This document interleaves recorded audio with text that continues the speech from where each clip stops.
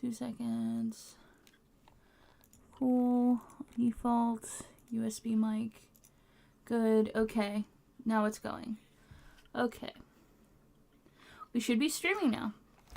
Hello, everyone. Welcome to Teach Progress, where we use logical thinking to kind of de-radicalize people who may have gone the ways of extremism. We basically talk with people about the different ways that thinking mistakes could influence how they view things politically.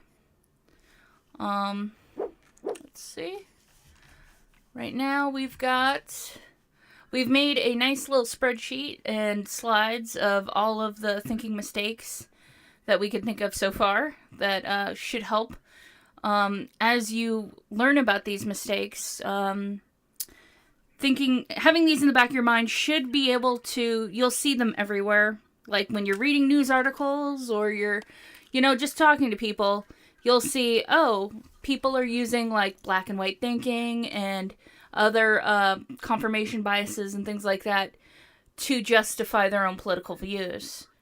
And it's a bad way to go about it.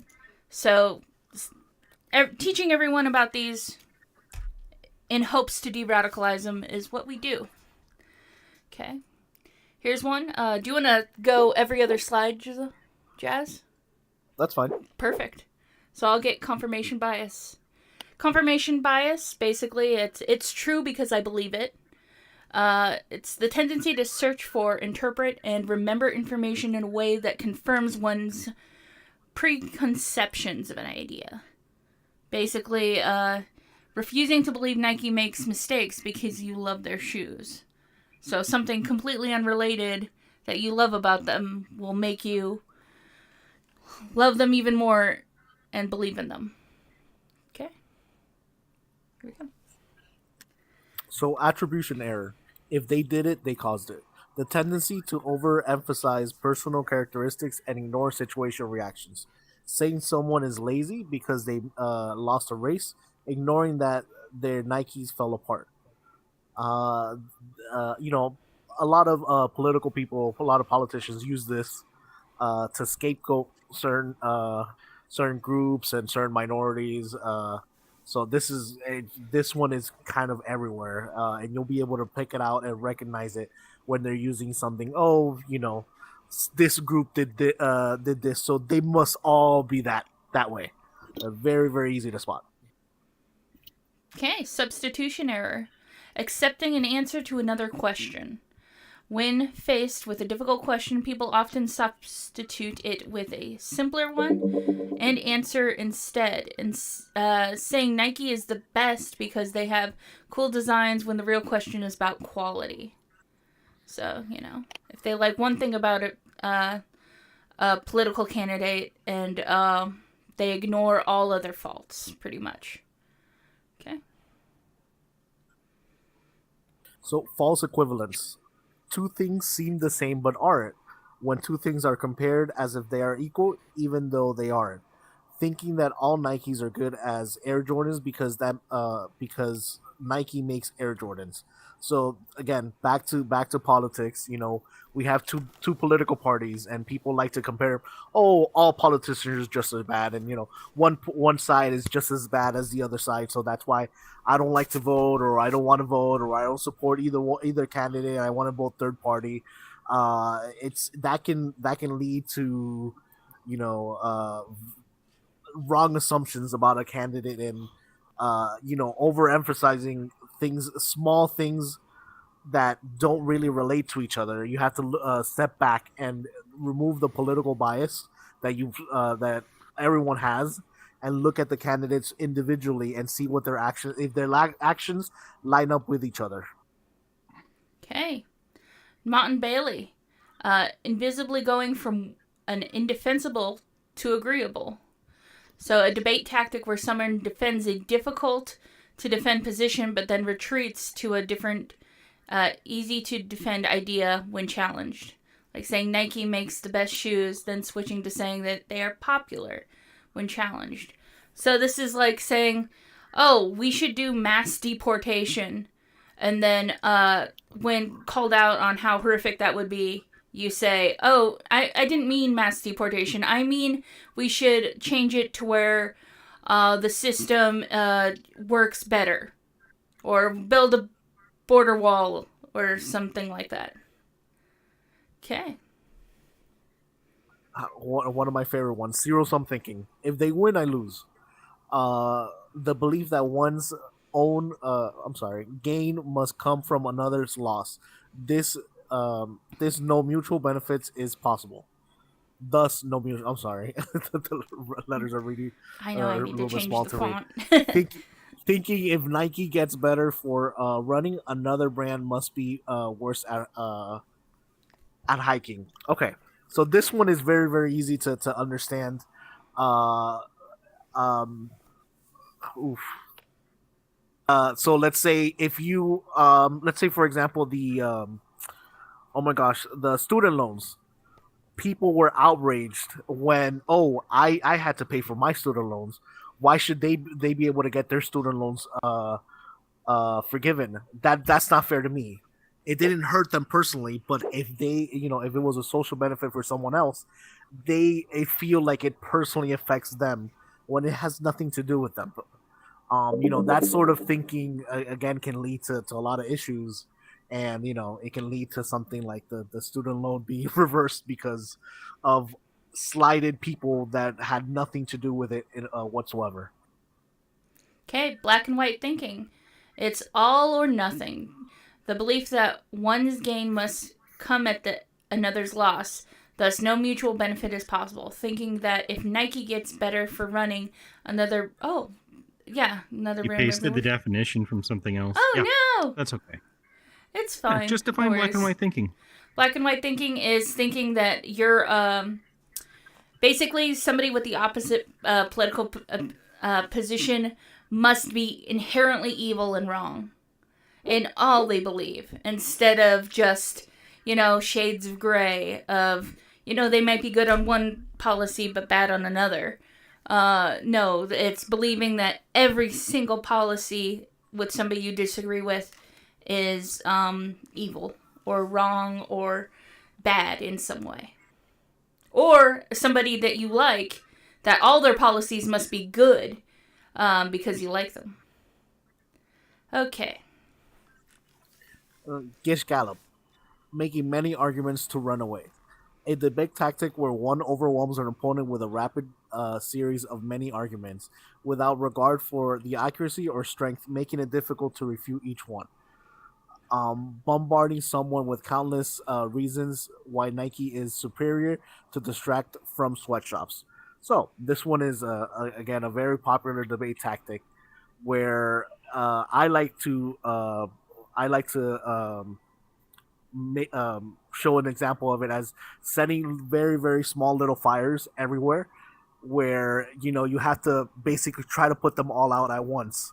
And so the way you try to combat that is like let them know, hey, let's slow down, let's take one issue one at a time, let's discuss that, let's debate that, and then you move on to the next issue, because that can get very very overwhelming, and it kind of makes it very hard to follow a thread of a debate, trying to, like I said, put out small little fires that they set all over just to distract from the one issue. Okay. Correlation and causation. One followed the other, so must one cause the other. Assuming that because you can come up with a story about how one thing caused the other, it does. Thinking that winners were Nikes, so Nikes make you the fastest. Basically, assuming that one thing was caused by another when there could be completely unrelated. Like, say somebody walks over a bridge, the bridge falls down. It might not, it's probably most likely not the person who walked across the bridge, but you can make the argument, it would be a false argument, that they caused it. Okay. Keep that one simple. And here we go. Argument from incredulity. I can't imagine it, so it can't be true. Concluding something must be false because it's difficult to understand or believe. Nike sweatshops because you can't believe a big brand would do that. So very very simple to explain. I can't imagine it. Let's say if you've never starved a day in your life because you're upper middle class or you're well off or you can't ask that person, okay, can you imagine what it is to be homeless or to be unhoused or to starve or not have a meal the next day? They can't imagine it, so they can't. So it makes it hard for them to empathize. So they're like, "Oh no, it must not be true, and it must not happen." Okay, next one is going to be sunk costs. I've invested too much to quit now. Continuing a behavior due to the previously invested resources, time, money, effort, even if it's not the best choice. Continuing to buy Nikes despite poor arch support because you own so much Nike apparel. This happens a lot with wars. Of saying, we've lost so many soldiers and so many, caused so many war crimes or whatever, spent so much money that we can't possibly solve the problem or pull out of the country without absolute victory. And it's a bad decision anytime it happens for people to just go like, well, throwing more money, more bodies, and more effort at a problem is going to solve it. Not necessarily true. And it's not going to fix the fact that you made a mistake previously. Yeah. Okay. Personal attacks. So attacking the person, not the argument. Attacking an opponent's characters on traits instead of engaging with their argument. Calling Converse owners sheep instead of discussing Nike versus Converse. So, I understand it. This one is I struggle with personally because it is politics and other things. People feel strongly about their positions, and there's a lot of strong emotions that come with that, and the urge is to personally lash out. So that doesn't help out the situation. Personally lashing out against somebody is not gonna help win the argument, and it's not gonna change their mind. It's actually gonna make them retreat and hold their arguments and their opinions even harder. So that's you want to try to get past that and empathize with them wherever they are, and try to get them to see that their logical fallacies wherever they are, whatever argument they're trying to make. Okay. Although here I think we've all found that there's a point where we just can't handle it anymore, right? So for us, we draw a line at hate. And if you're like, I just find this group disgusting, I don't like them, then you're out of here. There's no conversation. Mm-hmm. Okay, false dilemma. It's either this or that. No other options. Presenting options in one small domain as the only possibilities when there are more domains that exist. You must choose Nike or settle for Converse, ignoring Doc Martens. Basically, we see this a lot with, either you have to be full capitalists and allow every, stockholder to own everything in the stock market and completely destroy the worker, or you're a socialist. There's no middle ground. There's no regulations that can go one way or the other. No, it's either full commie or, or you're absolute correct capitalist. We see that argument made, and that's incorrect because there's always, varying degrees of each political stance or view. You can do things. Learn helplessness. Nothing I do makes a difference and never has. A mental state where defeated failures lead to the belief that one cannot change their situation. Choosing to only buy Nike because every time you buy a specialty shoe, it doesn't help. So we see this a lot in politics as well, where people feel powerless because it's only one vote, but that's obviously that's wrong. You have to make your vote count, whether or not it's one vote. one person can make a huge difference. If you feel like you can't make a difference, organize a group, start going to community meetings, make your voice heard, but staying home because you feel like your vote is pointless doesn't get you closer to where the change that you want to see done. Definitely doesn't help. Okay. Moving goalposts, changing the criteria as soon as they are met, demanding more or different evidence after the initial criteria have been met, making it impossible to satisfy new demands. After agreeing that Nike shoes are durable, insisting that they must also be the cheapest to be considered good. So we see this a lot with people saying like,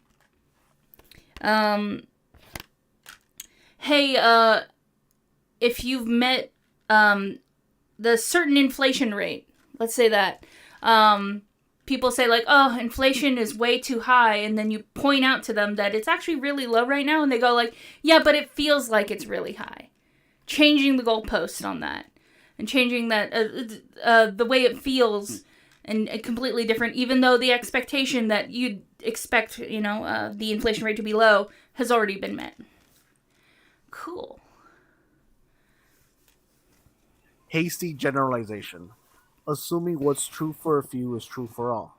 Drawing a conclusion about an entire group based on a small or unrepresentative sample. Deciding that all Nike shoes are good quality because are good quality because you had one pair that lasted. So, very very easy to this one minority has a lot of had a couple of criminals. This one crime gets committed by this couple of minorities, so all of the minorities must be criminals, or they must all do X. You know, that's bad general hasty generalization. You don't want to attribute something you don't want to attribute the actions of a few to represent the many. We do this in politics as well, whether it's one side or the other. One person, the with deplorables and things like that, and all people must be like that. No, there's nuances. There's people that have different ideas, and not all of them are the same. It takes a bigger person to be able to empathize and talk with them and see what their views are before you generalize whatever it is that people make him out to be. Okay, and that's the end of our slides. Anyone have any questions about these? Or any comments or anything interesting? Yeah, you Matt. 1 second. Let me move the camera to you. Doop, doop, doop. There you go. What you guys say? Yeah, in your example there, you mentioned minorities. I don't know, but I'm assuming that the last slide there could be used with everybody, like a majority group or a minority group. But that's just using a broad stroke to paint everybody is not a very good way of going about things, I think. Oh yeah. It could be anything. It could be political group, minorities, majorities. It doesn't matter. Yeah. know. Yeah. I once saw a guy who ate gum throw his wrapper on the ground, so all people who eat gum are litterers. That's Exactly. Hasty. Yeah. You see that a lot, especially in the political sphere there. Yeah. Mm-hmm. All Republicans are assholes and all Democrats are losers and blah, blah, blah, and whatever. Yep. Yeah. Okay, cool. We have this article that Jazz brought for us today about, let's see. Florida threatens to criminally charge TV stations for airing abortion rights ad. Holy crap. That sounds terrible. So do you want to bring up and read some of the fallacies that you found in this article? Oh, so yeah, this article hits especially home for me. I live in that state, unfortunately. And so what? It's a lot of bait and switch. So the logical fallacy is that they are suing the actual stations for this specific ad, with a bogus claim that it's unsanitary, uh, unsanitary to towards what's the sanitary nuisance, which is commonly used to fine people for overflowing septic tanks. A TV ad has nothing to do with septic tanks. It's because of the issue that is being brought up. Whether your opinion on abortion, it's really really irrelevant. There was nothing controversial said in the actual ad. There was nothing. There was nothing shocking or anything like that. It was actually expressing expressing the thought and the belief that they should vote on a certain amendment that's going to be in November. That it was very hard fought to get on that ad, and there's the government, the Florida government, the governor, and the FCC wanted to take that off of there, and they don't like it. Specifically, they don't like it, so they're charging it, the stations that played it. They sent them cease and desist letters with sanitary nuisance. So like an unfair distribution or application of the law? Yes. Yeah. They're unfairly going for that. Matt, you had something you wanted to say? Oh, just can we see the ad, or can we? Is there? It's in the article. Let's see. It's on YouTube. Yeah. Cool. I guarantee they're not going to flag us for copywriting by sharing an ad they want it shared, right? Yeah. Let's see. The races. Let's see. Should have been in the beginning with the young lady. That was the ad. Oh, you know what it is? I disabled you have JavaScript disabled. Crap. Right. Let's look it up. We can look it up real quick. Okay, we're going to write abortion ad. Here we go. When I saw the tumor on the MRI, my first thought was, am I going to be able to see my daughter again? The doctors knew if I did not end my pregnancy, I would lose my baby, I would lose my life, and my daughter would lose her mom. Florida has now banned abortion, even in cases like mine. Amendment 4 is to protect women like me. We have to vote yes. When I saw the tumor on the MRI, That's the ad. That's very good. It? Yeah. That's it. Yeah. And that's for a very specific, that's not even like a generalized, like, hey, abortion, you need to have it. It's this specific amendment. So it seems very cut and clear that they're targeting these channels for doing it. Cool. Let's see. Awesome. Anything else you would like to say about this ad, or? I mean, not the ad, but the article. It just doesn't seem very very controversial to me, and considering this is what they wanted. They wanted to be decided up to the states. They're taking away people's right to be able to decide. They wanted that specific amendment off of there. So anything related to that, they generalize everyone, and they make sure that doesn't get voted on, that doesn't get heard, which is a horrible thing. Even though, as a democracy, we should be able to vote towards something, whether we want it or not, or whether they disagree with it or not. Yeah, and I bet they're not targeting the anti-Amendment 4 people who are posting ads for that or against it. So no, that's definitely not. That's definitely rough. Okay, Matt, you got something to say?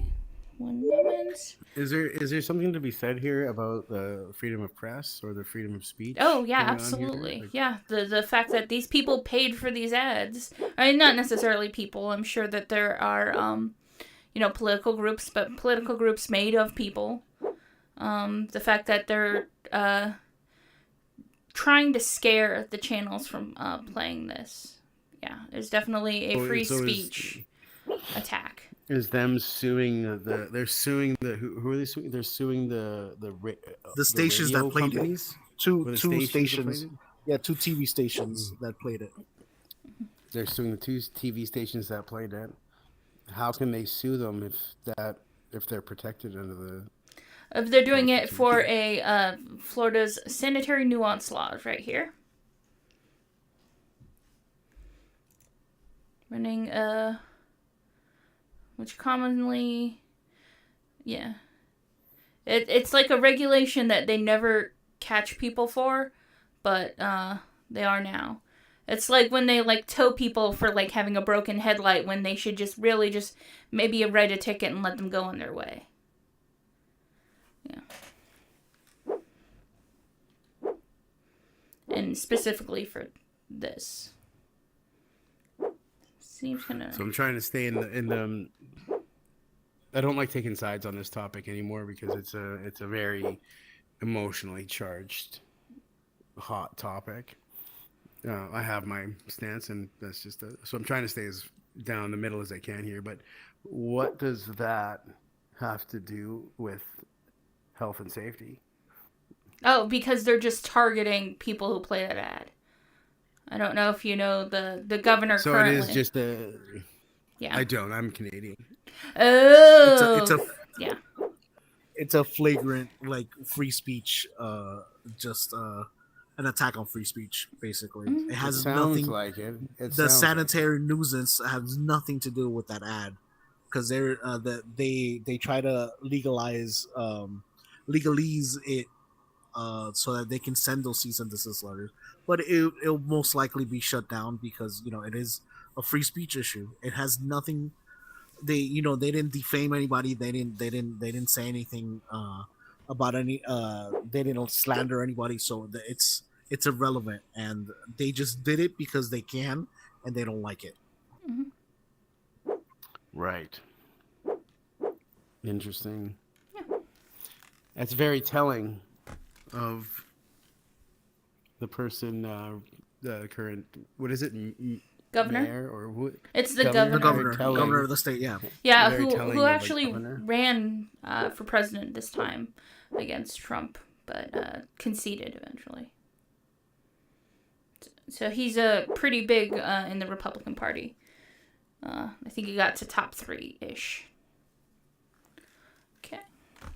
Cool. Right. It's very interesting. Okay.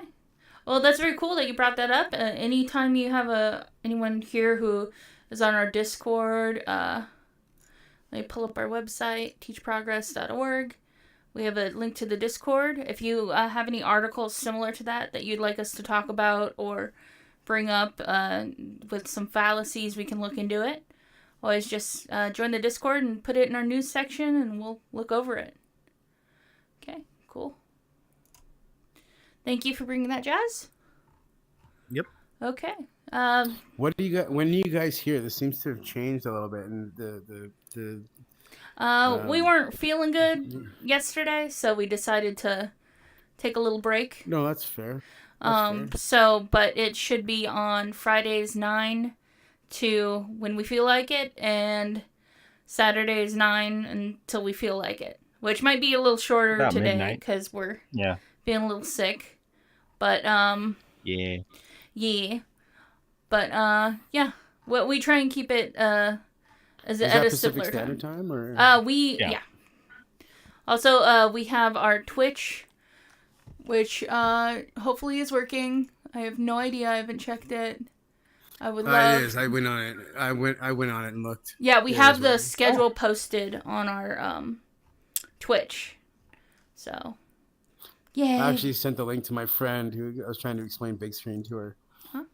Okay. So I sent her a link to the Twitch Very cool. channel to see what it was. Yeah. Oh, it is! Yay! Twitch is a go! Yay. Okay. Nice. Absolutely is. Awesome. Good to see you, Hollywood Court. Okay. if we want to get into any discussions, we can. But we're gonna keep it light. You know, it's not gonna be as rough as usual tonight. Because we just don't feel like it. But yeah, no, I'm not feeling well either. So, okay. There's always one that wants to fight.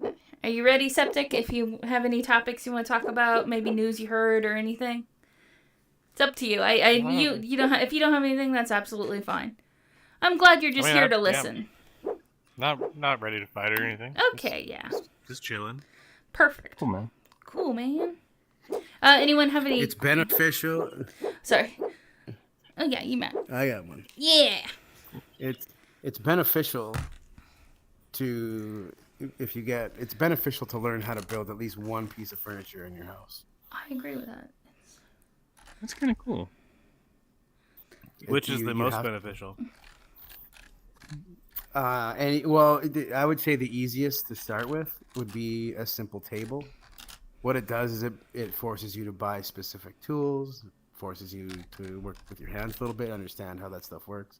But then you have you have some tools that you're ready for other things, right? But and then you can build something custom. Yeah, are you counting like IKEA furniture? Absolutely not. Oh fuck. Okay.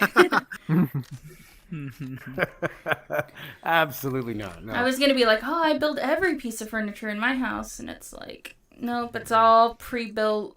Follow the instructions. I think there might be a difference between assemble and build, but you still right. assemble. Yeah. You still assemble it when you build it, but no, like going from scratch, figuring out what you want. But I feel like I don't know if there's a bad side to that. Like, I don't know. Maybe if you don't have any arm. Ideally, any skill that you cultivate wants to be something as independent from the production line and the market as possible. So if you need to buy lumber, for example, to build your table, well, you're not, you're missing out on a lot of skills. Yeah, you're not going out into the forest. Actually chopping down the tree. Okay, yeah, no, I mean, there's a line, definitely. I'm not going out to chop down a tree, mill it, dry it, plane it. Yeah, no, I'm good. No one has a lot of that equipment, and that's really expensive equipment as well. Home Depot will cut your wood if you give it to them. Is that cheating? That's probably cheating. Well, I mean, one really easy one to do is to buy a couple of 6x6 or 8x8 posts to build a behind the couch table, and you can use whatever joinery you'd like to, or don't use any joinery. You can just toenail some screws in there or whatever, and then you can also take it out back and beat the living shit out of it and make it a little rustic and put some age on it, maybe bury it for a couple of days, do whatever you want to it, stain it whatever you want. And all you're doing is taking an 8x8 post or get two 8x8 posts, one at 6 feet, one at 3 feet, cut 1.5, put them on the ends, and now you got yourself a small 8-inch table to put behind your couch to put stuff on. Very simple, very easy to do, but you're going to need to buy yourself a saw. And I guarantee you, if you buy yourself a circular saw and you cut that post in half, that's going to be rough. It ain't going to be a clean cut. So you're probably going to have to get yourself a sander.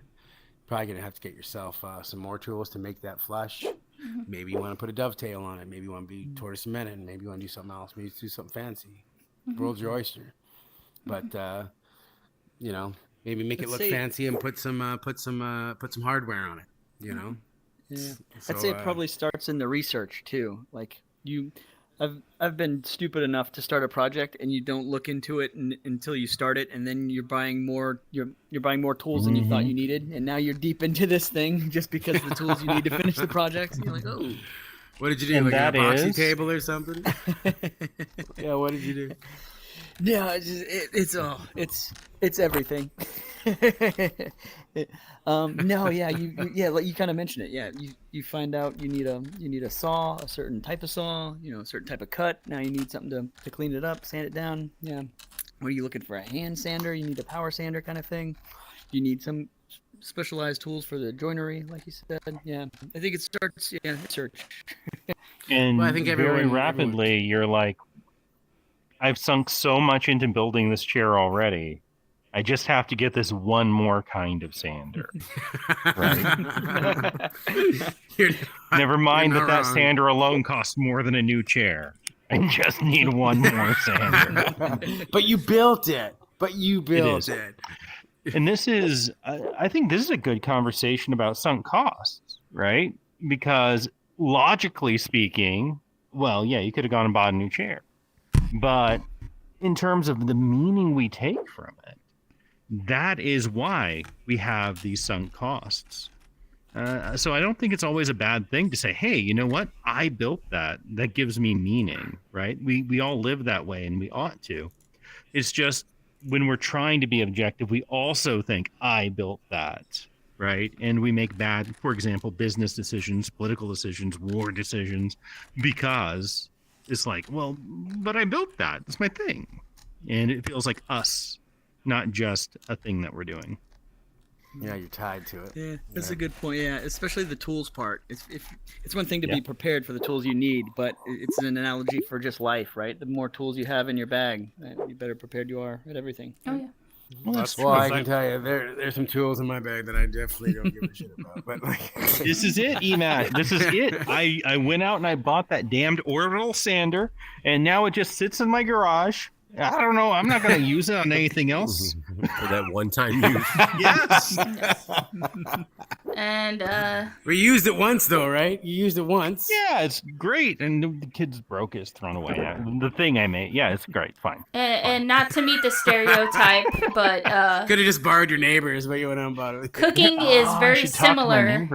Where it's like, oh, I bought that one mixer that I never ever use that waits on the bottom, or this one slow cooker that I've used twice, or this one individual tool that's used for slicing lemons in a particular way. And does anyone need a food dehydrator? I have that thing is a waste. Consumer food dehydrator. How many people have that pizza cooker thing that just for reheating cold pizza? I kind of like cold pizza, to be honest with you. I don't know. No, but it's like air fryers. Like air fryers is a big thing, and they're like, oh, everyone needs an air fryer. Oh yeah, everyone has an air fryer. I use my air fryer like every day. So. Yeah, I agree. The air fryer is just use tinfoil, and then you never have to tool. clean it. You just throw stuff in there, and it cooks it. That's a good tool right there. Yes. So I have a family of 8. Machines. What? Wait, I have 6 coffee machines. That might be a bit and I much. buy Starbucks almost every day. Oh, that's an emotional disorder, guys. Yeah, a little bit. I think it is. I think Mania? I think that is. You need to talk to somebody.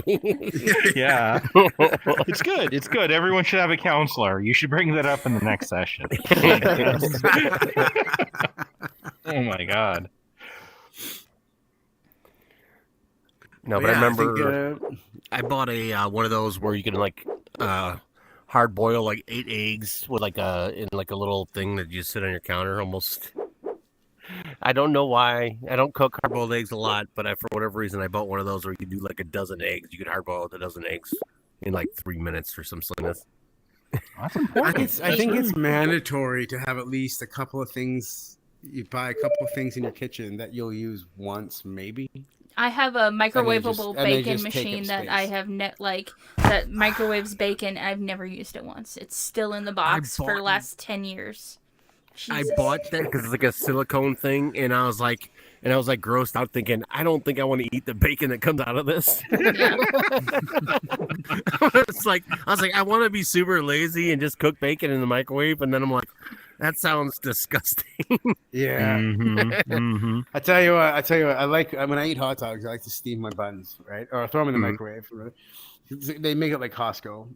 But so when I just moved to this place, I didn't have any of that. I don't have a microwave or nothing. I have plastic plates. So I thought it was a great idea. I was cooking hot dogs in the pot. I put a bunch of holes in one of the plastic plates, put it on top of the pot because it was steaming, and then I put another plate on top of it to keep the steam. Went out, had a cigarette, came back in, and the plate was melted all over the pot. Plastic plates. And I took it out, and I was like, "Oh, the buns are still good." And then I thought about it, and I was like, are they though? I just sneeze and like... You know, that microplastics, it's so good. Yeah, I'm like, I don't know about this one, man.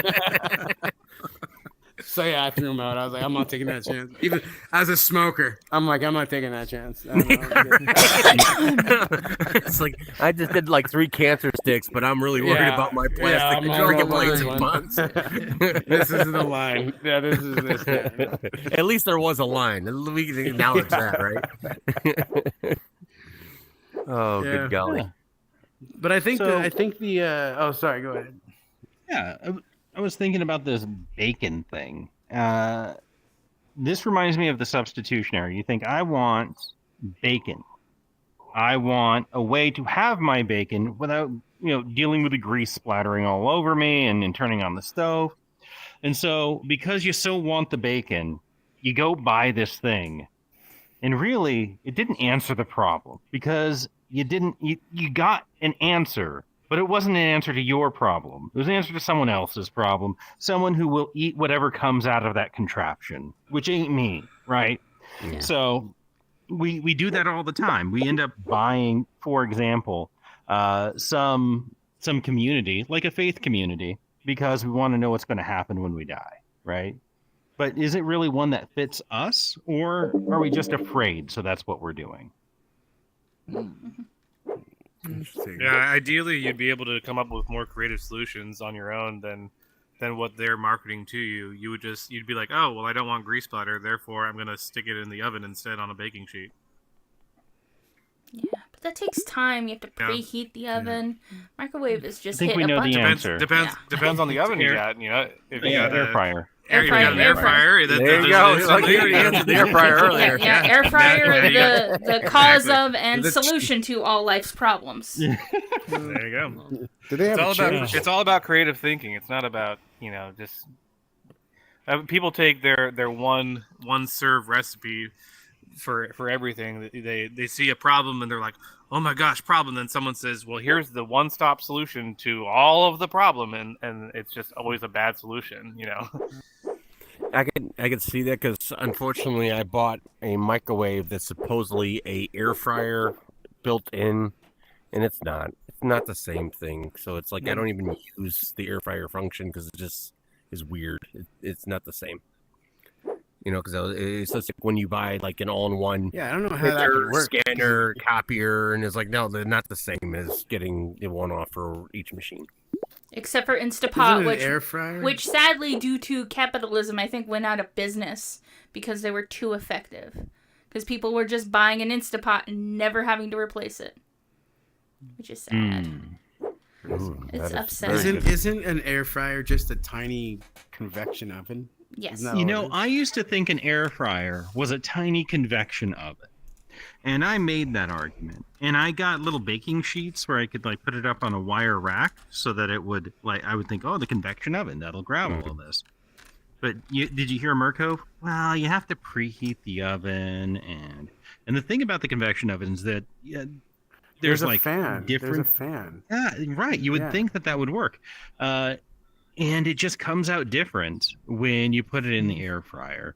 And I think it's the crust around it because it cooks it so much faster in that smaller convection oven than the regular size convection oven. Because I just used my convection oven instead of the air fryer for a long time. Then I tried the air fryer and I was like, yeah, it's different. It depends on what you're doing it for. Like fries. I wonder if it's it's totally different. wonder if it's because it's smaller. It has a different kind of effect, right? Yeah. Oh, And it doesn't have to preheat as much, right? yeah. Yeah. Well, do you have Air to Air fryer I is don't the have only way one. I'll eat leftovers. If you have leftovers anywhere, I'll never microwave it. It's disgusting. Not even an oven. It's slightly better, but still bad. But you stick any leftover in an air fryer, you're having a good time. You're joking. Mm-hmm. Oh yeah, you take home your restaurant leftovers and you put it. You just dump whatever it is. If it's a Mexican leftovers, you got refried beans, tacos, whatever. Just stick it all in there all at once, and man, it is good. And if you don't want it Okay, overcooked, you just put tinfoil over it. But also, I do want to correct myself. Apparently, within the 3 months that I had heard this, somebody else bought Insta Brands, and they're going to restructure it. So Yeah, make them break Yeah. so you can sell it more. yes, I know, yeah, but they were do doing file too for good. bankruptcy. Yeah. He's like, But y'all did too good. It's We gotta shut this down. It's Chapter Mhm. 11 bankruptcy. People get confused about like Chapter 11 versus Chapter 7 bankruptcy. Chapter 11 bankruptcy is exactly for that. It's for like a way, it's a way for revitalizing the business. It's not that your business has failed. And that's where everyone's like, oh, Trump filed for bankruptcy a bunch of times, but he filed for Chapter 11 bankruptcy, and then they ended up being prosperous companies. Like he's like owned 500 businesses, and 4 of them he filed for Chapter 11. So in other words, like Chapter 11 is you were too good, so we had to shut you down to basically restructure to Not like, hey, necessarily. well, like you're talking about that one, not necessarily, like, but It is you were for saying it's like Instapot. they were too good. Yeah, that's what I'm saying. That's for a very Instapot. specific issue with Instapot. Yes. It's not the same as Trump. I wasn't railing on the well, Trump did the same thing. Saying. He had there were issues, and then it was restructuring, and then the businesses ended up being okay. Yeah, because there's been a lot of times where the guys made something that was way too well built, and then they have to basically, after like 20 years, we got to redo it. Because I got old machines in my plant. Yeah, exactly. exactly. They've been running for 50 years. It's like, well, the newer ones, we can't do that because then you'll never buy new machines. So they have to well, this will fail after 2 years, so you have to rebuild this, rebuild that type of thing. Yeah, exactly. So they have to build in certain there things. are many reasons to file for like Chapter 11. Okay. All right. I wasn't trying to jump on a political thing there. Yeah. Is this next column here like a I know. Let's go to the top. Yeah, sorry, I'm negative? actually not very good at filling out these. This is my first time. I'm Steelman notes to make it even stronger. Yeah. Oh, Which is like Steelman. Your idea is too good. I hate to say it, but allows you to gain tools, skills, and know-how. actually, let's see what. Maybe I might have switched columns of logic. No, it's the same. I would say so Yeah, do you have an idea? how about what was his claim? His claim is that you should be able to build at least one piece of furniture in your house.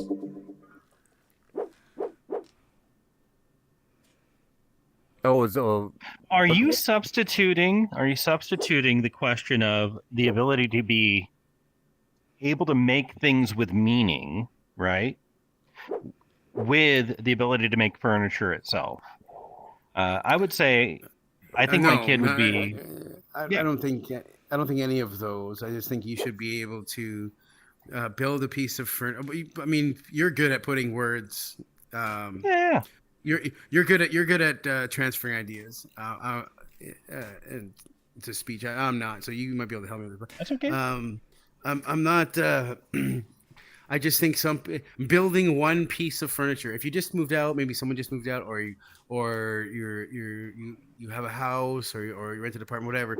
Building one piece of furniture, and you have no tools or you have no skills. Building one piece of furniture will help you develop skills.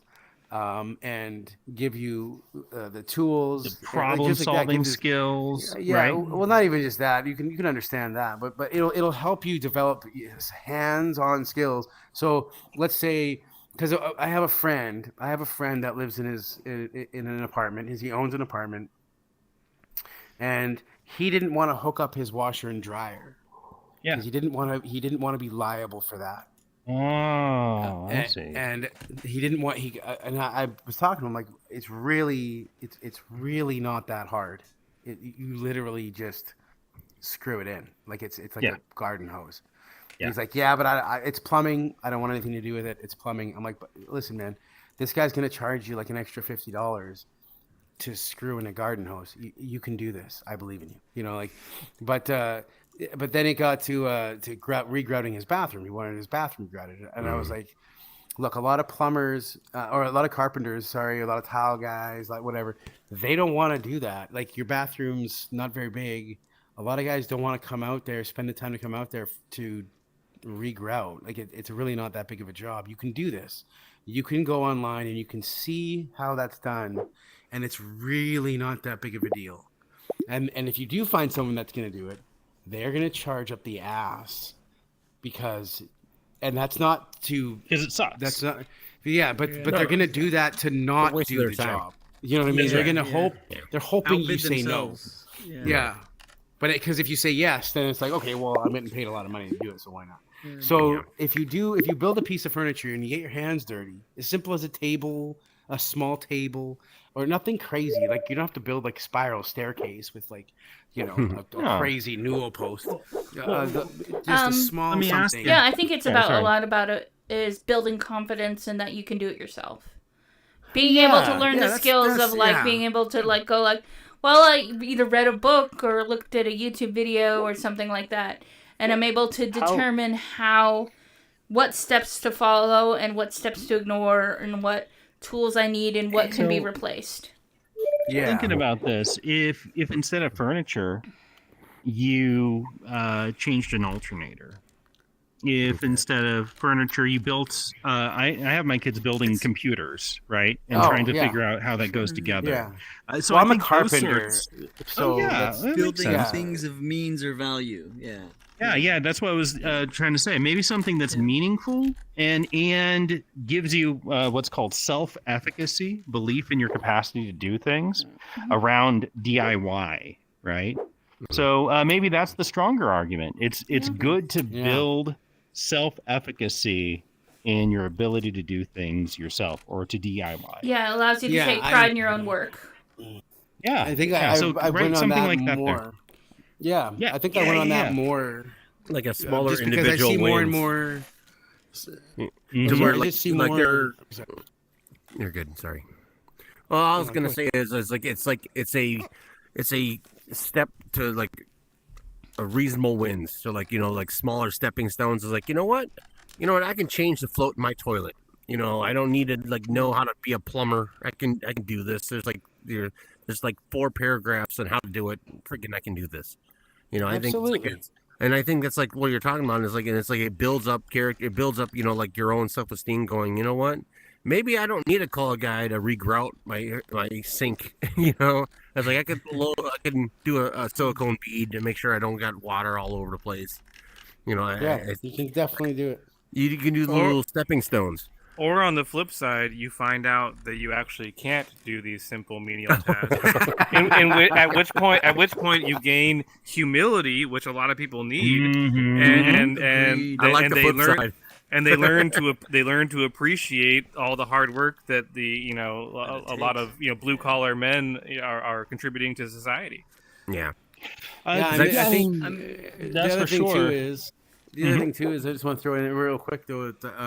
A lot of these smaller jobs like repairing, like hanging a door, for example, one door. Doing a little bit of trim in a bathroom or a little bit of trim in your bedroom or putting in a bifold door or replacing a bifold door or this kind of thing are on YouTube specifically because it's just like plumbers and electricians and carpenters, like it's just too little of a job to worry about and it would cost a lot of money to do that. So that's why a lot of those things are on there to take care of those little jobs, and people can do them. You can do them. And to have that confidence to do it, just like she was saying, like the confidence. Totally can do it. I'm in Orlando, and we got hit by that hurricane a couple days back. But I inherited, it's got to be a generator from like 1990. It's old school. Honda. And it wasn't working. And so I didn't have much time to take it anywhere. And I just, to the point of just researching, I was like, well, what's the common causes here? And a lot of people said to replace the carburetor on these things. And I was like, well, I don't really have time to go buy a carburetor. So I was like, why are people replacing the carburetor for this specific generator? And it's because it got clogged. And so I spent the day before the hurricane hit just taking apart this generator that I have no mechanical skills at all, but breaking it down, and then you do find it's clogged. I was like, oh, I think I got it back together. I put it back together and it was leaking, and it's only because I forgot to tighten a couple screws down. But the damn thing worked. And I was like, damn, man. And a couple hours in the computer before the hurricane hit, we were good to go and actually had to use it for a couple hours. Yeah, I had to do that with a PS4 fan where I had to build it and rebuild it 3 times before I got all the screws and pins right, but eventually that thing worked. Yeah. Good for you. Right on. Very cool. And there's a kind of mindset. I call it an engineering mindset, but maybe it fits with building furniture as well. And that is, you got to try something, and figure out what's broken about it and try something else and just keep going back and forth and believe, hey, humans can do this and I'm a human, so eventually I'll get this done. Eventually. Yeah.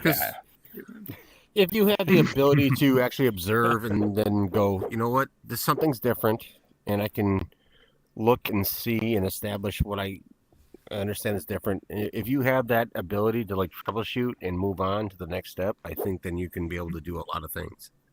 Yes. I think people fall into the helplessness fallacy. Ooh, where I like that. Yeah.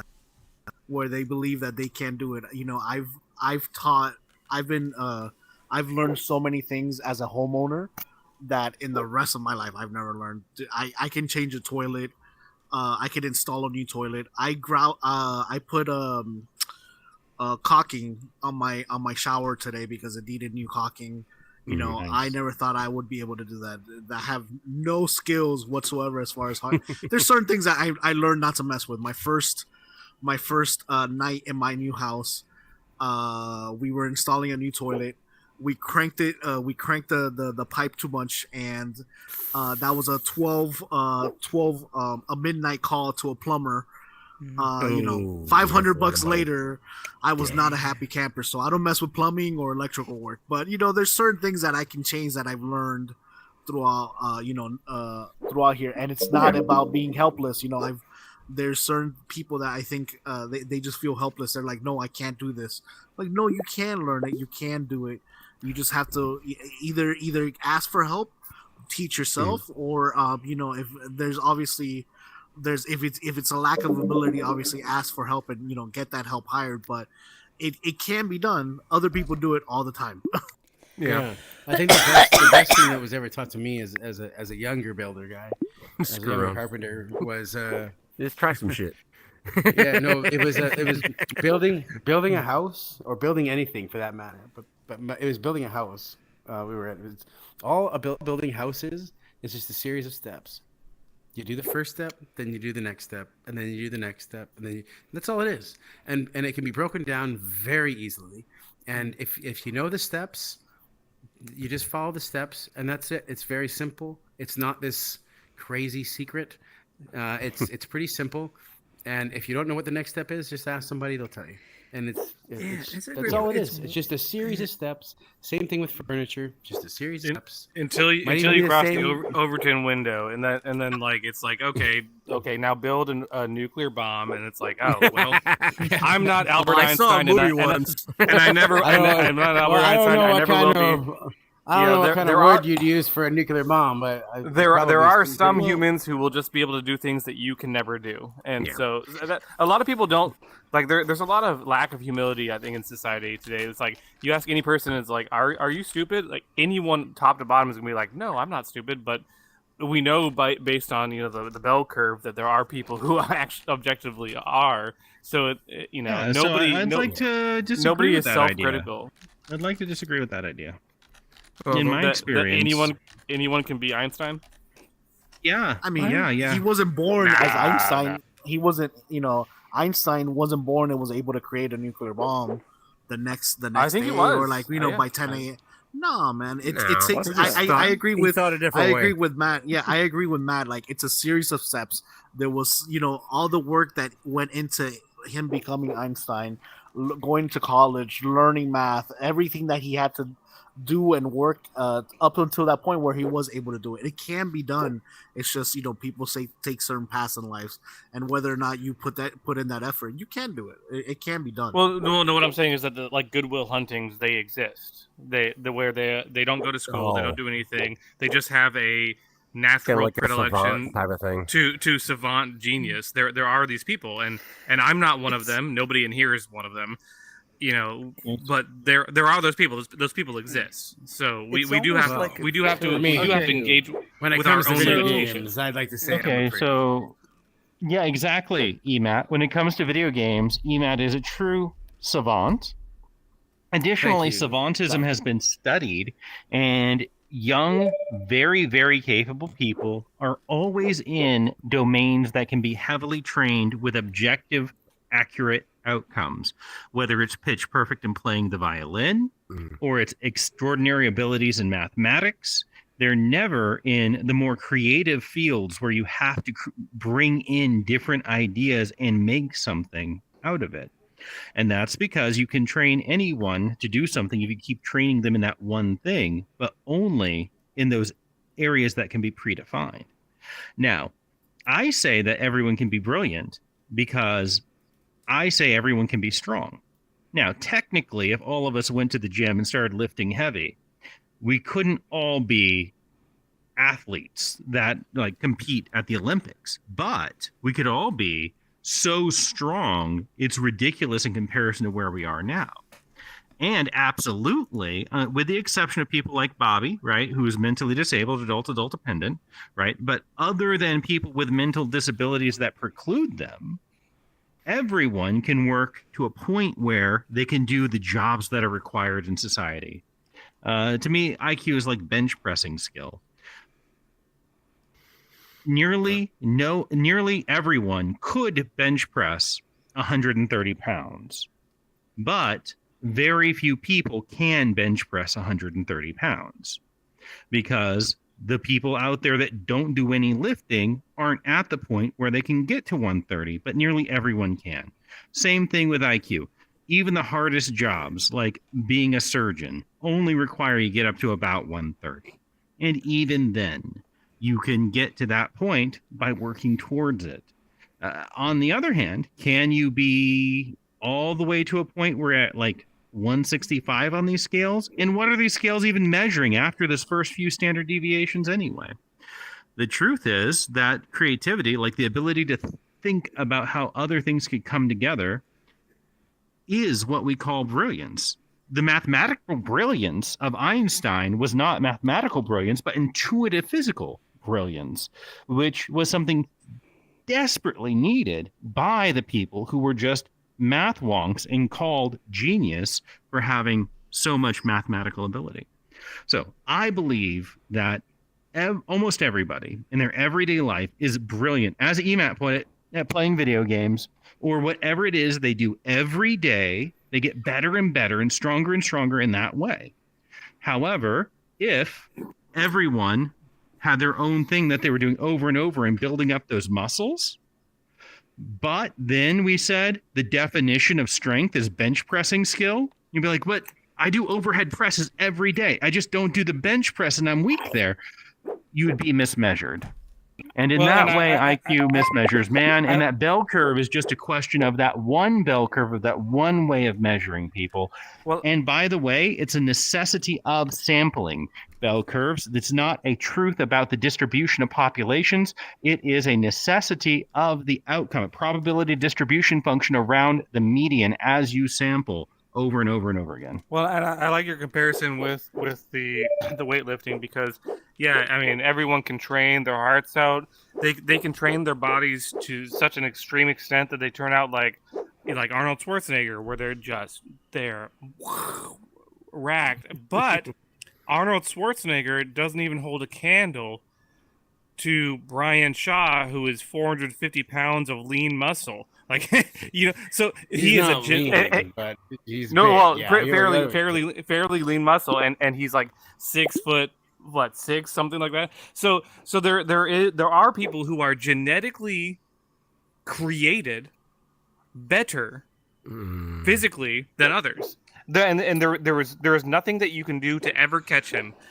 And there's nothing Arnold Schwarzenegger could ever do to be even close to Brian Shaw. Sure. Now here's the question. He's just too far out of reach. What in life are we doing as human beings that matters, other than a literal sports competition? Well, I think the argument. Well, no, I'm talking about intellectually. It's the same thing. Yeah, intellectually, you have the same idea where there are people who you can never catch. No matter what you do, you can't. I think that's what came into my head. What came into my head was that I remember seeing a picture, and it was a chipmunk and a fish trying to climb a tree, and it was like, I can't remember the caption, but essentially it was like, well, you're not going to know your strengths until you're in your environment or whatever. But if you put the same chipmunk and the fish in the water, You know what I'm saying? Like the chipmunk obviously is going to climb the tree a lot better than the fish, but the fish is going to swim a lot better in the water than the chipmunk. That's kind of what I was getting at, what I was seeing when you were saying that. I understand, because there should be like a native environment that like some people are gonna be able to capitalize better than others. I'm not saying. I don't think we should rule it out if you were not hitting the same plane as somebody else you're looking at. I think you still have the opportunity to try. So like my biggest thing, so say your car stops. We're going back to the mechanical stuff, and all you go is, I don't know what happened, and then you just call somebody to help you out. Like, you haven't investigated nothing. You just that's as far as you decided to learn, like how you decided to investigate. And then somebody pulls up and goes, you're out of gas. I was like, well, that's, these are things that you could learn, at least get out of the basic ways of like not getting personally in this. But I mean, if it was like, oh, your car stops and it's like, oh, because your engine blew out. Okay, well, that's a whole different learning level. But at least you should be able to see if it's on the same level, like if it's a different There ain't no gas in it. Yeah. I was like, there are different levels of every training, option. I think that's what, like, everyone's going to have their specific specialities, because I think everyone has their ability to learn a certain way, and then sometimes I pick up stuff better on certain things than other people do. Well, I think most of it is not, it's definitely not genetics, it's your background and how you grow up and how you, your environment, when you were learning these skills and things like that. Most of that is what it is, hey, if your parents, like, bought you a violin and gave you lessons and encouraged you to continue playing even though it was loud and annoying, and went, hey, you should practice more, or things like that, and helped you with that, drove you to wherever teacher can teach you violin, then you're gonna be better off at learning the violin. Yeah, you're gonna be more comfortable with it. You're gonna pick it up. Yeah, if you went to ice skating lessons every day for 10 years, you're going to be a better ice skater than somebody who has never even been in a snowy climate or near an ice rink. Yes. Yeah. It's a great point. I feel like there's also you had a great, is it Sayus had a great point too. It all depends upon the measure which you're being, graded on. And what that characteristic is. I think you'll find that some of the most smartest individuals in all of history were also socially awkward. They didn't know how to read people. They couldn't communicate well. And I think you'll still find that today too, even with some of the brightest minds. They're so ingrained in the structure of the rules and the postulates that they live by that some of those other human characteristics have kind of faded around, and that's not a muscle that they flex, kind of thing, right? Yeah, I fall into that camp. I get kicked out of many a room for not being able to understand social cues, but having an intellect that exceeds all around me. And so humble too. That was a joke. Yeah. All right, I gotta take off. Dr. Say, it's always good. Yeah, good night. Good having you, man. Always. Same all here. Right. See you guys later. I mean, to that point though, this guy's name is Peter Wiggins. So okay, I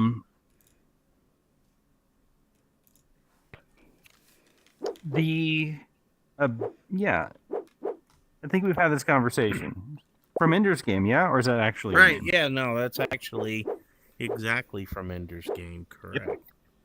And this idea that there are superior people in our world that can and do deserve just the greatest of accolades, it seems to be, to me, that we're relying on some sort of like black and white thinking. Like there's the superior and there's the inferior. And we're the inferiors, and the people who are the billionaires, they must be the superiors. And maybe there's some randomness. We can agree with that. But certainly some of those billionaires earned it, right? But none of us take into account what a billion is. For example, the life savings of a neurosurgeon, if the neurosurgeon wants to be able to make up for their income in retirement, needs to be about $10 million. That means that a billionaire with 1 billion, has 100 neurosurgeons worth of savings. That's a 1B. He's more creative. Yeah. It's a 1B. And he worked harder than 100 neurosurgeons, and is smarter and more creative than 100 neurosurgeons. Yes. And then 1,000 neurosurgeons for the 10. And then we get up to Elon Musk and Jeff Bezos, and we've got 10,000 neurosurgeons. One Jeff Bezos is worth 10,000 neurosurgeons because he came up with the idea of sell things on the internet. He didn't come up with that idea. He just happened to be able to strike on that opportunity at the right time. Anyone else would have come up with exactly the same thing, and it would just be called something else. But he gets to be worth 10,000 neurosurgeons. He's not a superior. He's not better than. He's just lucky. And there's an alternate timeline where it's like Barnes and Noble is where we buy all of our shit. Well, and another one where Sears didn't shut down his online online systems a few months before Amazon came online. They were ahead of the curve, and Sears could be one of the largest corporations on earth. But then they bought Kmart. It's about superior impact, right? Like because competency doesn't always translate to a quality product, right? So it's like George Washington. Yeah, anyone could have been George Washington, but only George Washington. Jesus Christ. But only George Washington was George Washington, right? So just because there were better crazy there were better soldiers, maybe there were better generals, maybe there were more intelligent people than George Washington, better fighters, everything, but because competency doesn't always translate to impact, it ultimately it's about impact. So George Washington is George Washington because he was able to create that impact. And Jeff Bezos was Jeff Bezos because he was able to create that impact. Elon Musk is Elon Musk because he was able to create that impact. And there is a or they sold out at the right time. A hard to measure quality of someone who may not be as theoretically or on paper competent as someone else, but who is able to make that impact. Yeah. And yet there are so many alternate worlds where 1,000 other people would have made that impact, and therefore it makes no sense to make George Washington king. It makes no sense to make Jeff Bezos. He wasn't. He was not king. He was just a dude who happened to be in the right place, and we recognize that by moving him out of that position over time. But we've replaced that power with the power of aristocrats who are now ensconced permanently. It's not like Jeff gets $100 billion for 10 years. So I know someone who has been not a billionaire, but extremely wealthy. Many times. Has been a prince and a pauper. Many times. And right now they are a prince. They are a multi-millionaire. But I've known this person when they've been broke. And he has something that drives him to take risk and create. And I don't know if that's just... I don't know if that's common in the rest of the world, or you look at how many irons Elon Musk has in the fire, how many things that he has just been lucky enough. Now, granted, it's easier to be lucky when you have almost unlimited resources, but this person that I know doesn't have unlimited resources, or haven't in the past. He's created from almost nothing. So I agree with you. Most of the time, there is a lot of luck in achievement sometimes, but sometimes there's something else other than luck. Yeah. Well, so luck is only a factor if you're willing to sit at the poker table. Like there is a certain, so you said, a population who is risk averse. It's not about risk averseness, and it's not about willingness to sit at the poker table. It's about knowledge asynchronousness, right? There's knowledge disagreement. Some people, like Peter's friend, have the knowledge and have gone through the process of, for example, starting a business, hiring people. No, it's not about will to risk. If it was about will to risk, you would take those people in Las Vegas and they instead would be venture capitalists because their upside's way higher. That's not what happens. Or those crab fishing guys. They would all be millionaires. Well, they're the Vegas so risky. They play to their skills. So poker players will play to their skills. They're not necessarily stock market brokers. Is not true. So here's the thing. No, you're right about the skill part. Because it's literally skills, as I was saying. Yeah. The skill to start a business, that is knowing how to do it. The skill to hire people, that is knowing how to do it. The skill to build organizational systems, as knowing how to do it, right? And willing to risk it, yeah.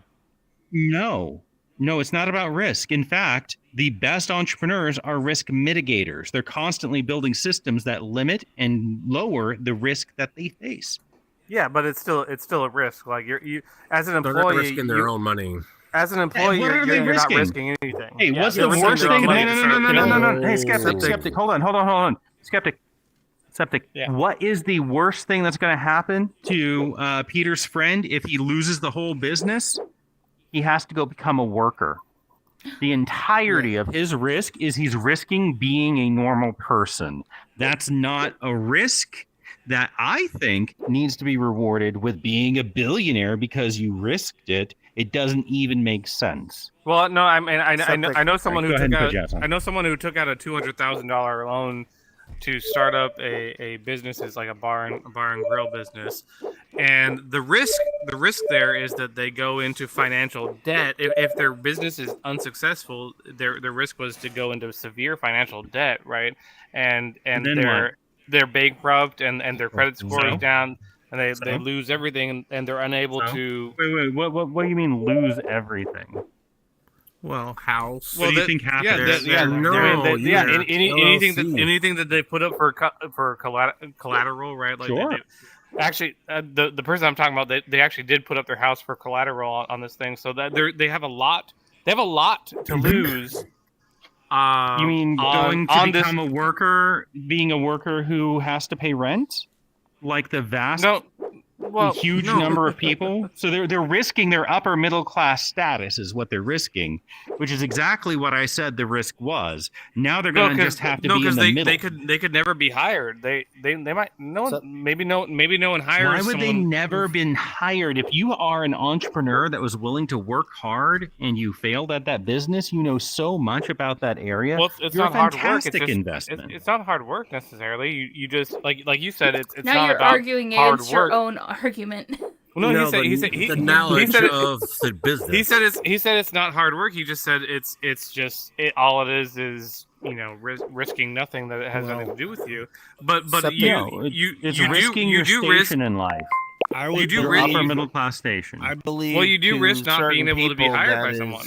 I believe that is a tremendous risk to certain people. Yeah, I personally do not have the gene or the motivation to risk my house, where my kids live, everything. Exactly. That I personally can't do that, but they can. Some people can. Yeah, that's not a gene, though. That it would be like a behavior or like their nerve, but it's a beneficial behavior. It's literally there's a no positive reason behavior in the market. When you file bankruptcy, your home is protected under certain bankruptcy laws. You dissolve the debt and hold if you have a particular amount of equity, and it depends on your state. Federal versus state amounts you can save. And then there's other bankruptcies where you renegotiate your debt. You're rationalizing the risk. And I'm telling you, in that situation, but it's still a risk. Right now, I would not risk everything that I have Okay. to start Again, a business, good, and they good would. entrepreneurs, successful entrepreneurs don't do that.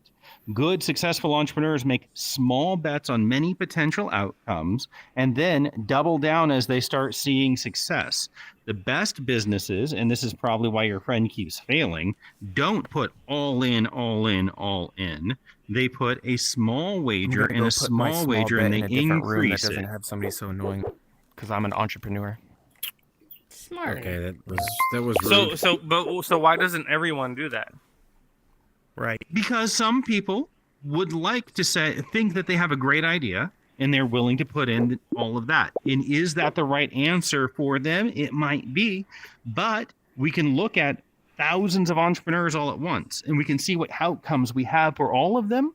And for all of them, the best option is to place little bets on different things. What I mean is why is not every single person an entrepreneur? Learned hopelessness. Yeah. Right there. Because when you take an elephant, a baby elephant, and you take a stake and you put it in the ground and put the rope around the elephant's neck, the baby elephant learns that it can't get away from the stake.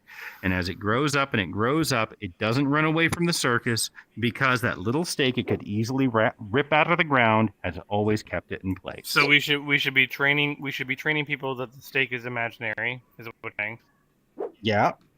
Or that they will eventually be big enough to pull out the stake. We should be getting them big enough to pull out the stake. Yep. Anyone who grows up and they're feeling like, hey, maybe society is against me. We should train them saying, hey, guess what? Society isn't not against you. The stake is not there. It's not real. No, the stake is real. We want to help them get strong enough. Well, is it? Yes. Is it because we do have equal opportunity? So we have equal opportunity. Wait. So the stake is now not Septic is there. just saying nonsense. That's fine. Yeah. What? Well, yeah, go for it. Go for it. Carrot. Is it nonsense? Sleek. Yeah. Is it nonsense? You still have to have a reasonable expectation. I don't well, really understand As if you have a decent business plan and you're willing to put your effort to it. Yeah, we're gonna put Sleek up here, and then Z, do you have Sleek blocked or maybe? Oh no. Yeah, let's let Sleek go. He just barely said anything, but we'll get back to you, Z. You're making a good point. Yeah, aren't the dynamics of becoming an entrepreneur and planning businesses by taking small risks in certain areas to see which ones grow? I think that's very different than people that are dealing with discrimination on a day-to-day basis because of a characteristic or trait that's part of their very being. Mm-hmm. That's right. Yeah, accurate. Yeah. So you can't really compare those two through the analogy of the stake holding the baby elephant in. Right.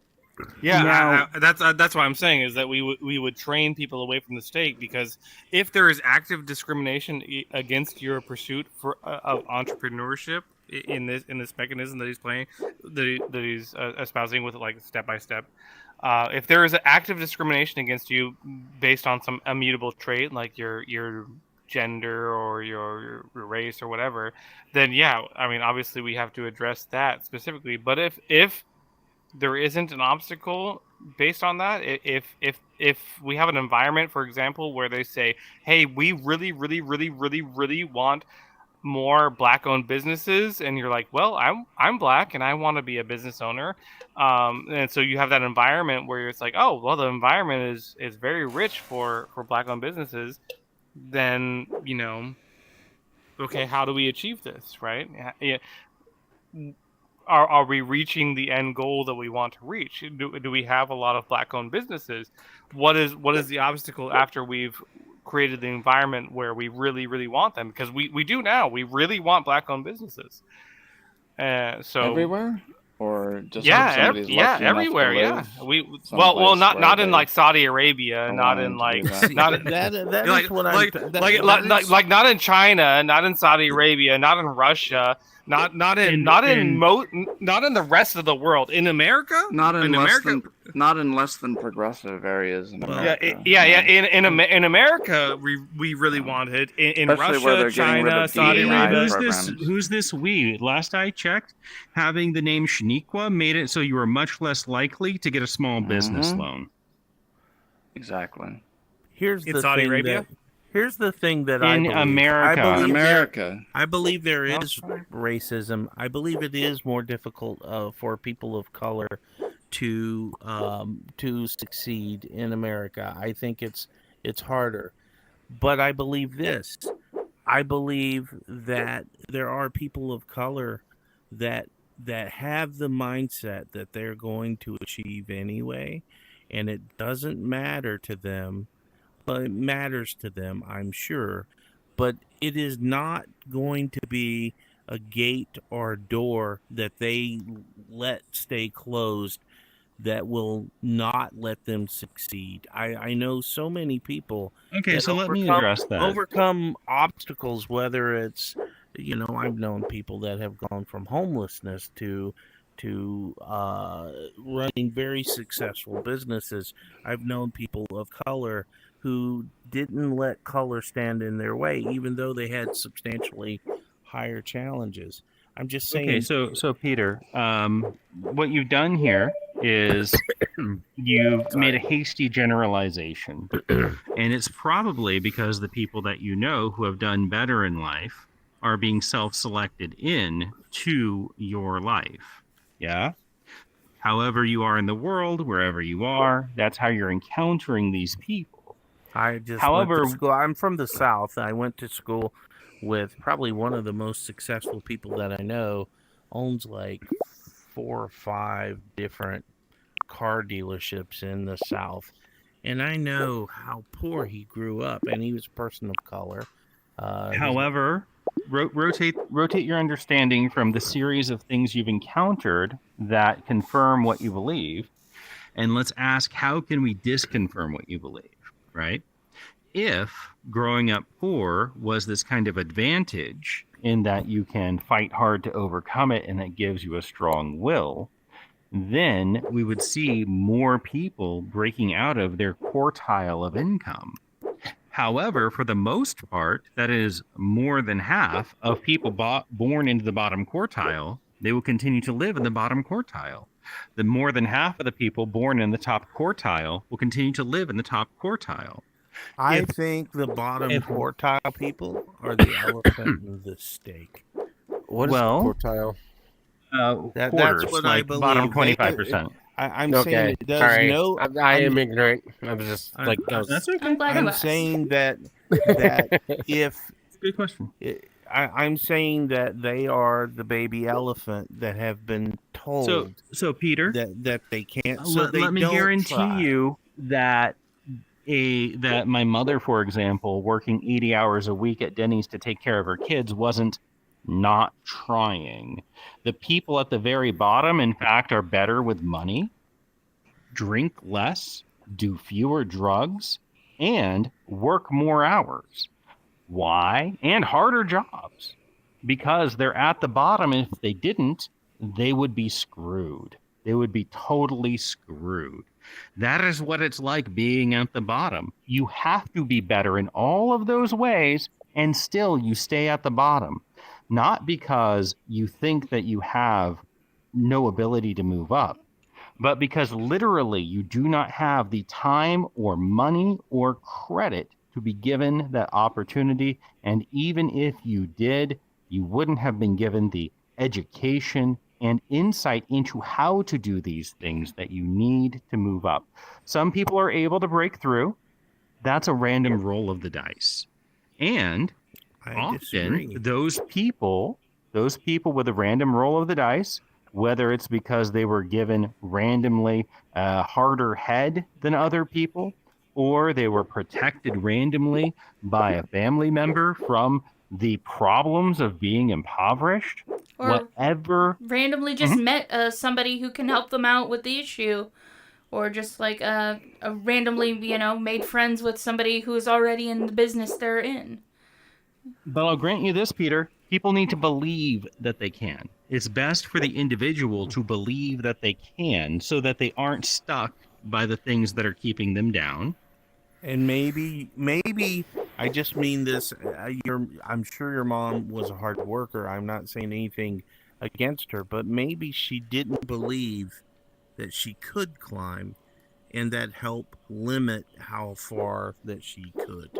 Yeah, she literally couldn't because she was in a poverty trap where if she went to go climb the ladder of going better at Denny's, like as a manager and such, she would have lost money because she was making more as a waitress. And because of that poverty trap, she was literally stuck on this lower maximum, then going down. Once eventually her knees went out and she could no longer run tables, she then had to take the cut and pay.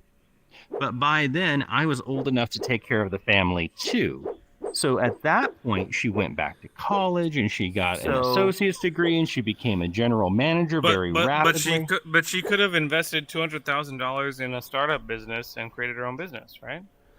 Without any risk. Without any risk. Okay. You're... No, but I was going to. Well, that's what he said earlier. That it's not a risk. It's not. When you do these things, when you invest in, I think you're taking. We're going to go back to your conversation, and that's an interesting point. But Peter, I'd like to hear what you have to say first, and then I think Z wanted to say something. I believe that there are people that no matter what circumstance you put them in, that they will achieve. They will overcome the obstacle that you put in front of them. Like the starving child with a distended belly. No, I do believe, though, but not that child. That you are correct.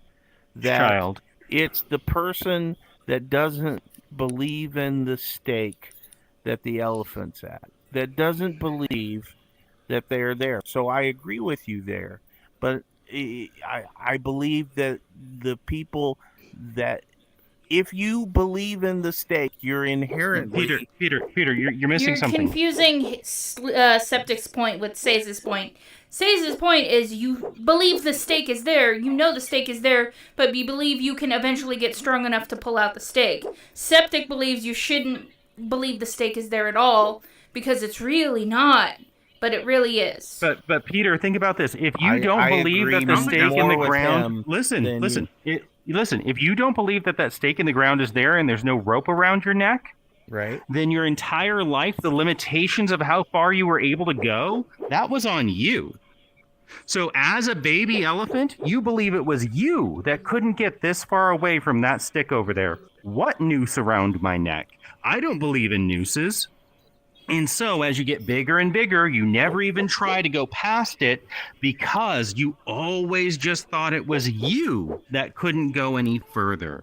This failure to recognize the systemic issues that people are facing lead individuals to believe that their inability to do things like invest $200,000 to start a business is something about them personally, instead of recognizing that they need to become stronger. They need to invest in this knowledge, and then they can succeed.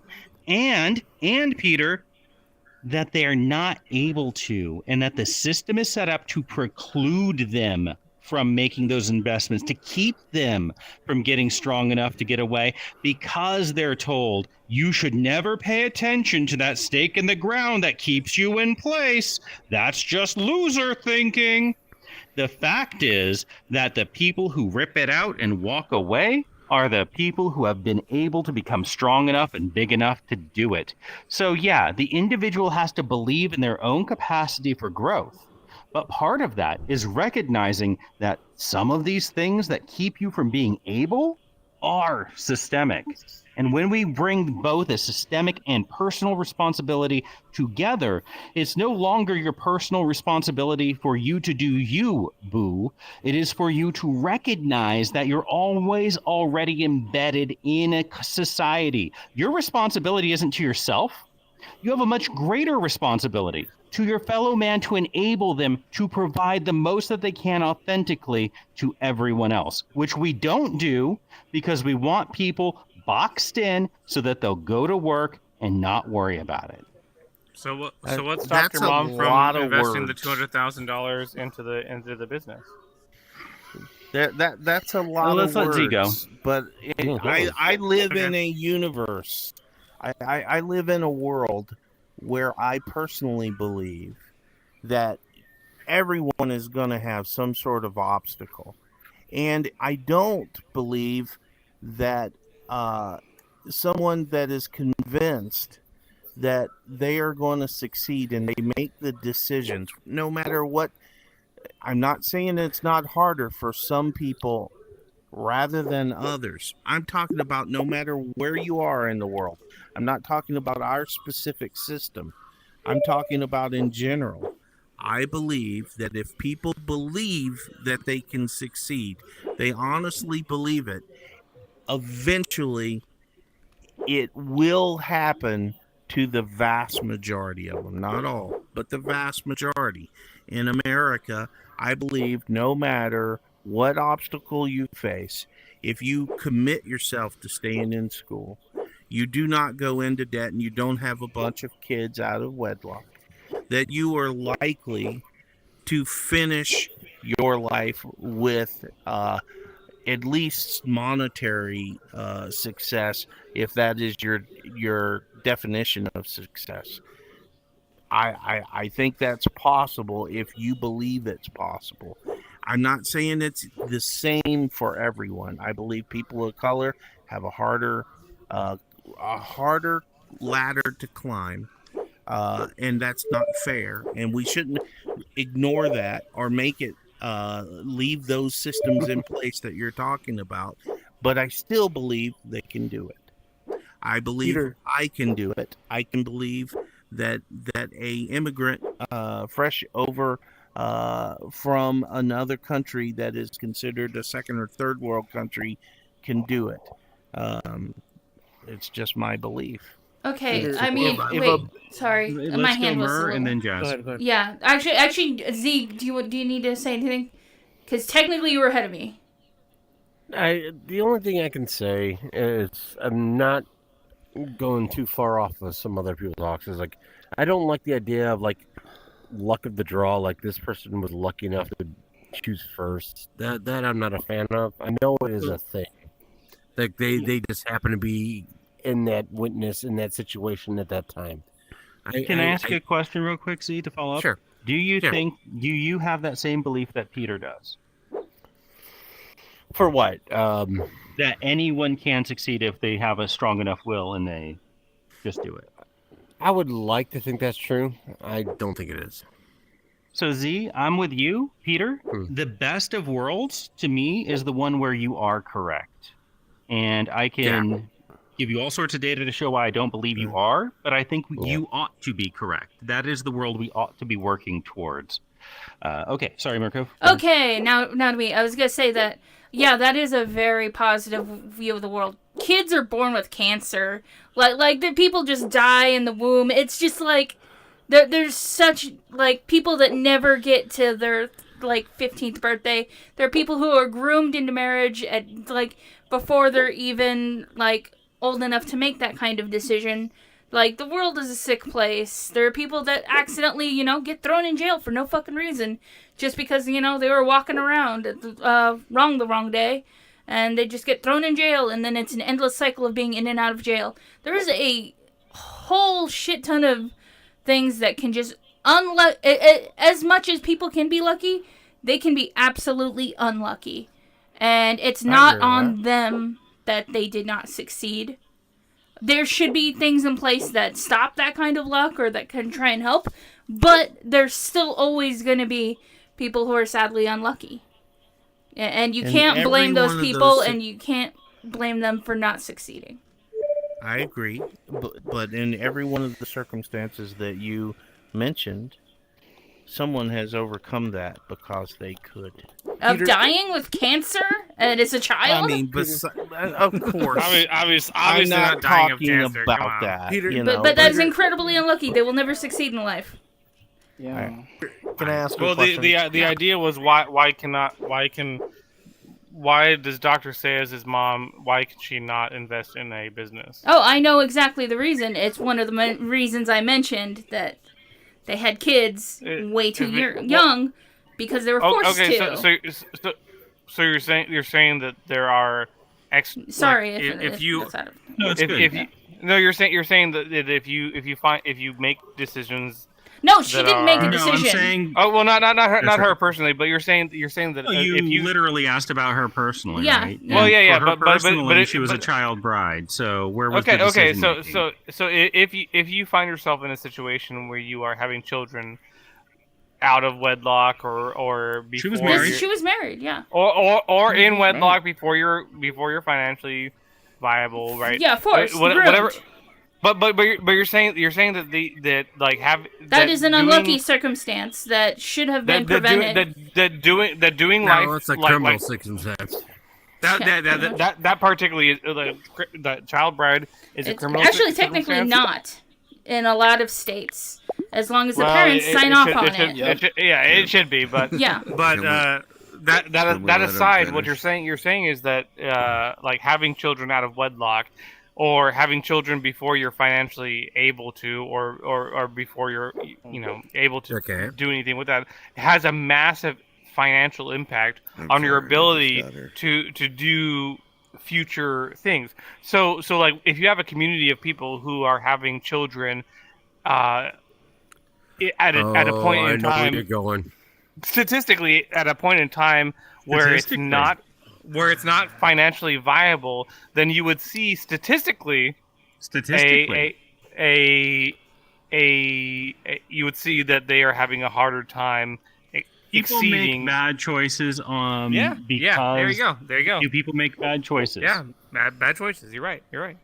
No. So yeah, I didn't say people do make bad choices. I said, do people make bad choices? Absolutely. Oh, okay. So that's what I'm saying is that do people make good choices? Yeah, absolutely. That's what I'm saying. So that's what I was asking. And are the consequences of the exact same good and bad choices equally distributed across how much money you and your family have? Well, that's what I was asking. I was asking if are the consequences of good and bad choices equally distributed based on how much money your family has? Why does this have anything to do with money? Because it has everything to do with money. If you are wealthy and you are a child and you make the same bad choices, keep in mind that every one of these choices you're complaining about are children making these choices. No, I just so got here. your children, the children that you're complaining about making bad choices, get punished severely when they're at one level of the socioeconomic ladder and get out of jail free cards, literally get out of jail without anything happening when they're at a different end of the socioeconomic ladder. So you're claiming that bad choices is the consequence is actually a confirmation bias because you're just looking for things to blame the low socioeconomic status on, when in fact you seeing them making bad choices is a function of them being poor, not a function of how many bad choices they make. What I was asking is, I'm done here. Jazz can go next. What? I was just asking if. I think what he's trying to say. I think what Septic was he was trying to say was, well, he said it very well. Was it's not bad decisions are not equally distributed based on your economic level, based out of something that cannot be controlled, such as economic level. Of course, having a child, having a child as a child bride in a rich family, that means they can afford an abortion, they can have that, they can terminate that child, versus a poor family where they don't have those type of resources. Of course, they're forced to have that child, and then obviously that leads to a series of economic a future, like it could lead to a bad economic future depending on where you're born. Yeah. Where you're born, whether your family was rich or where your family was dirt poor. But in that discussion, in that discussion, we are acknowledging that your economic status and your economic future is heavily impacted by whether or not you make good or bad choices. And the choices are not the choices. We have acknowledged this. We've acknowledged this. No. Whether or we not have. you're seen, Hold on, Septic. whether Hold on, or hold on, not hold on. you No, we have. are, whether or not you're wait. seen to have made good or Can bad I- choices is a function of your economic station. You got the causation When they have- backwards. I would Hold on, believe Septic. that. No, that may because have there is When they a have a there, chance. there is an economic draw Can I- that is can that I is ask? that is implemented at the time that you make the decision to have a child. Anytime that you Can make I that ask decision, what there's the original there's an question economic is? impact on your personal socioeconomic status. And if you make that decision, it has a massive impact. If you make the decision to not have children, for example, there is never that draw from your economic potential. Okay. It's never a draw. So what we're saying is that the choice has a massive impact. Okay. All right. Yes. So I think you're getting caught up with the choices. Let's say Well, a no, good it is a choice. choice. It is a choice. Okay. Everyone has Okay, a choice. but let's say okay, Oh, but no, let's no, say no, except no, for child, except child brides. Yes, which They is a don't have lot of choice. it. Yes. Well, Okay, I mean, but how let's- much of okay, it? let's say Of having think you're children getting- I think- under the age of like 18, a lot. Yeah. of it. How many child brides are there in any racial group? I don't know. Like I don't know the Septic. stats on that. I don't know Septic. child bride I mean, stats. not child brides, Septic. but even having children really, really young. Septic. No, I think child you're getting- brides, because that's not a choice. But having children young, that's a choice. But if you're a child bride, that's not a choice. No, So I'm saying, that's wait, all- wait. If you're 14 and have a kid, is that a choice? Well, you still chose to have sex. I mean, Maybe you even didn't. at 14. Oh my god. I don't That's what I'm think you saying. did. That's You didn't. that's why I'm asking. I'm God. asking the distinction No. between your choice and not choice. Septic. I think you're getting caught up with the whole choices thing. Well, with the it's bad choice. important. But you do understand the concept that there are certain factors that are limiting whether or not you have a something outside of your control, not because of your choices. You do understand that. That's the point that I was trying to make, and I think Dr. Yes, Say was trying to make some as stuff is definitely. If you're a child bride, it's out of your control. You don't have a choice. Okay, so now I like that we are starting with the idea that child brides. Peter, can we get agreement on this? What? Yeah. Child great. brides. So out of a your control. child Yeah. bride, even by dent, and I think we can agree. I'm glad that we're not in black and white I thinking. grew it's up in everyone. Appalachia, so I know a lot about child brides. And Yeah, that stuff is out of control. And none of those to a lesser extent. Yeah. And it's hard. It's hard in a way that, given the same will to do great in the world, you would be way worse off in your probability of having a great outcome. Maybe we can find one or two people in America that were child brides, and by 60, they were actually multimillionaires.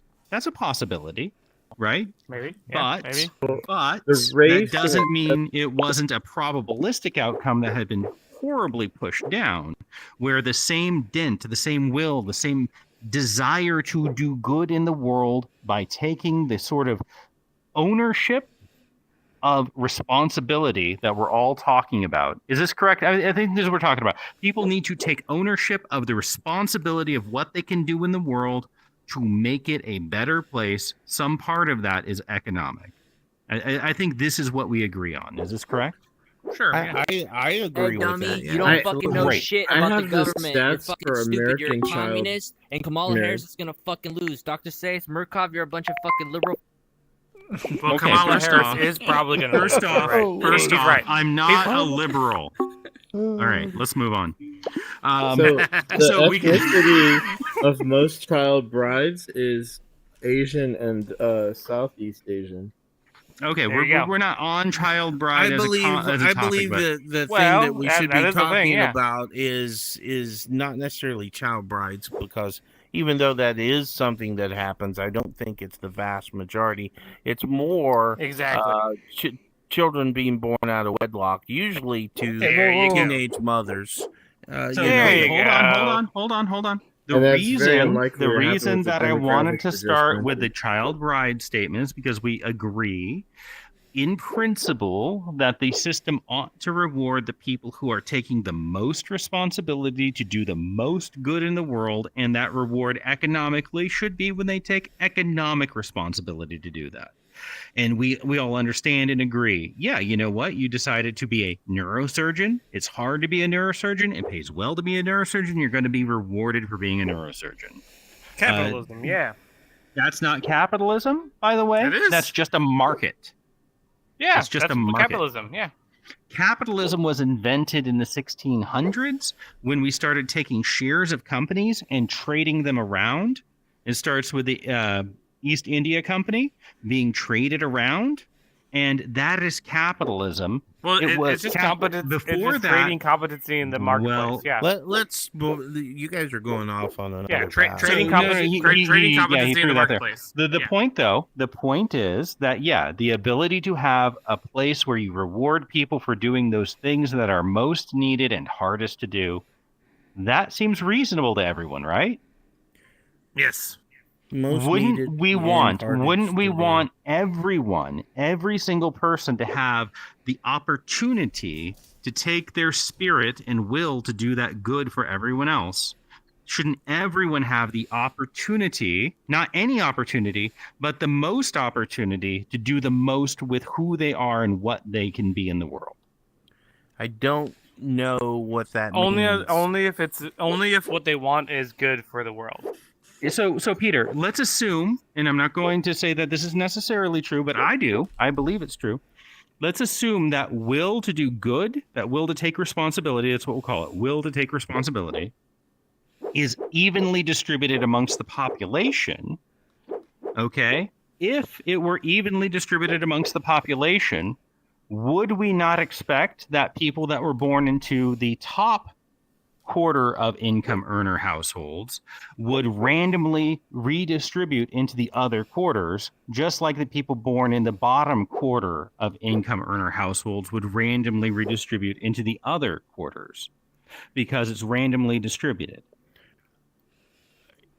So if income wasn't keeping people at the bottom from having some degree of opportunity that they otherwise could have, to being able to use their spirit to most contribute, if low income wasn't hurting these people's ability to take responsibility, then wouldn't they randomly end up here?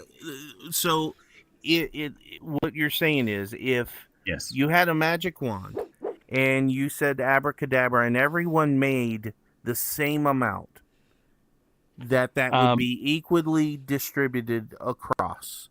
I would agree with that. I don't know, if you had a magic wand and you said, okay, everyone has the exact same resources and the exact same upbringing, I think, yes, that would be evenly distributed across.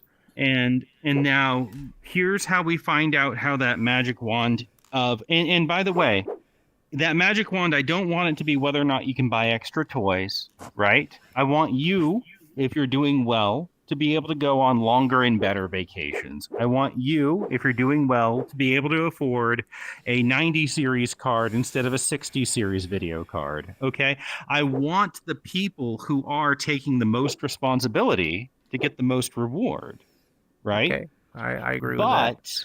But I don't want the children of the people who took the most responsibility to get more reward because their parents are the ones that took the responsibility. I want the children to have to take responsibility for themselves. I disagree with that. Under that responsibility so that your children don't have to. Yeah, can I tell you exactly? A lot of people take that responsibility because they want their children's lives, I think, to be better than theirs. And I think if you take that motivation away from them, there will be a lot less people that will choose to do anything. I work very hard. I'm going to work a couple extra years of my life to try to help pay for my grandkids' education.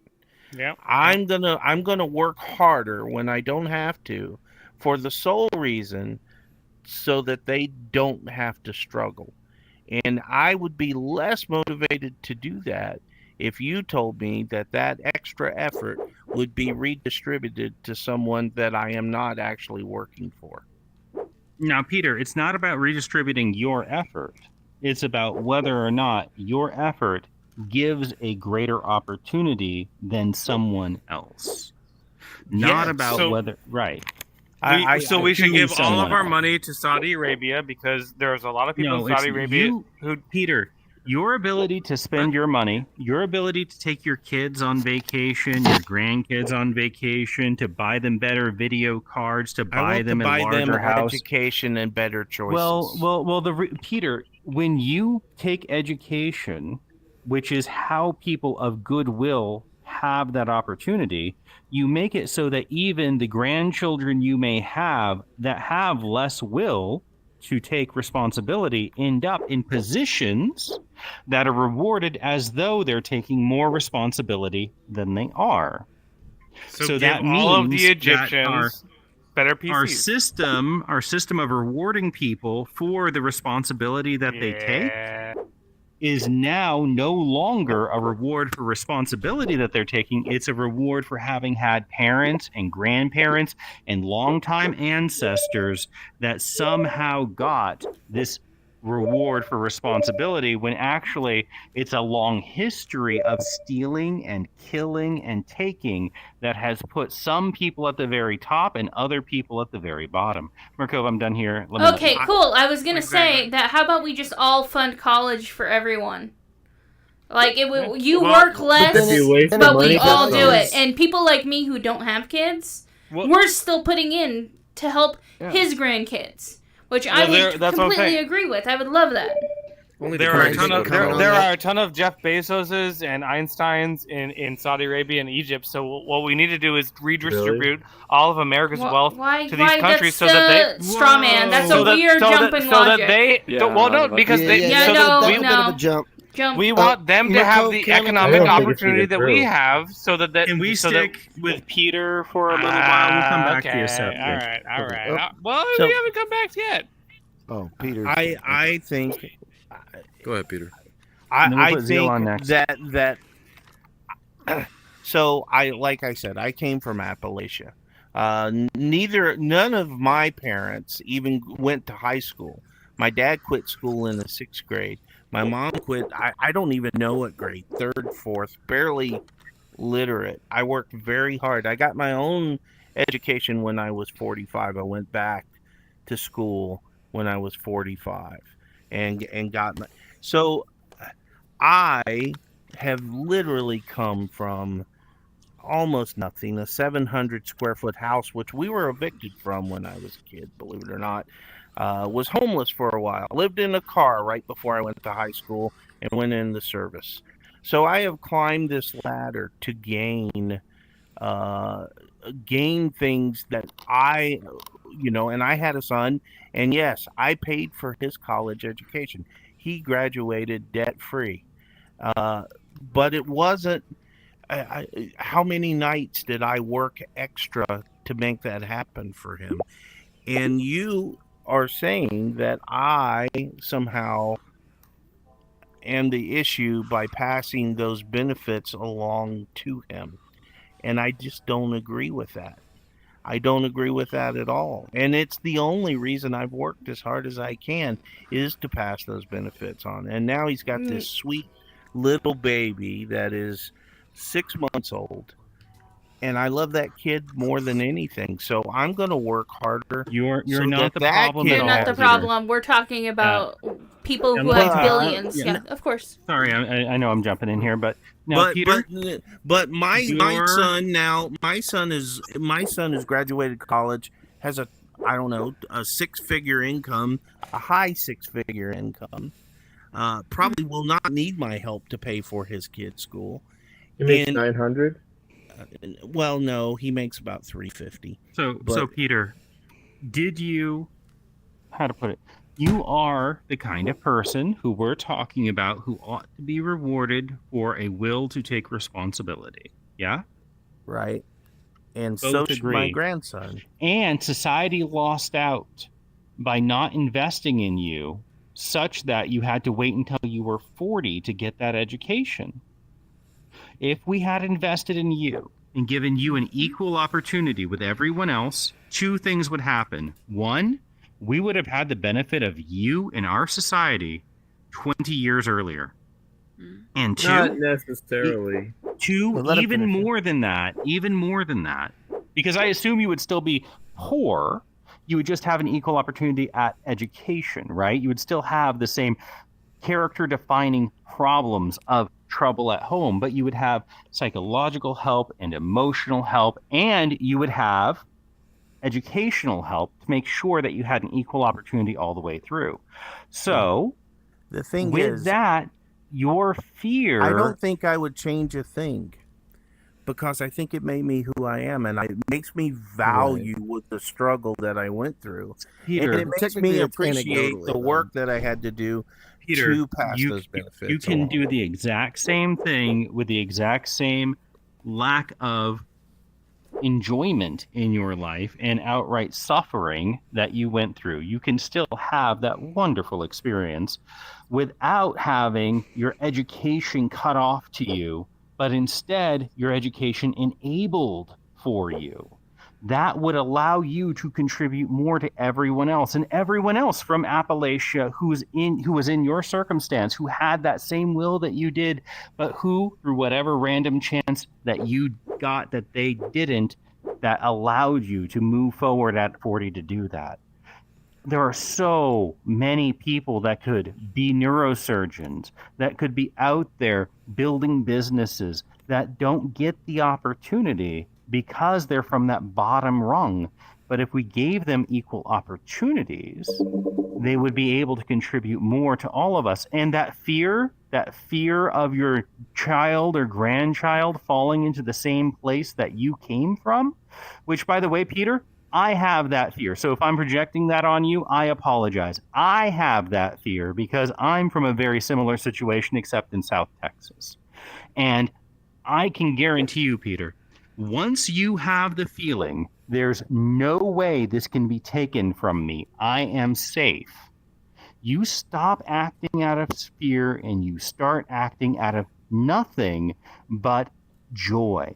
And that act out of joy is so much more generative than acting out of fear. You contribute authentically from who you are instead of desperately trying to make sure that everyone around you is okay.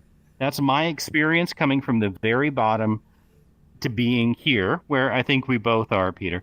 And that it absolutely, I could say I worked really hard. I could say I'm really smart. I could say I got really lucky.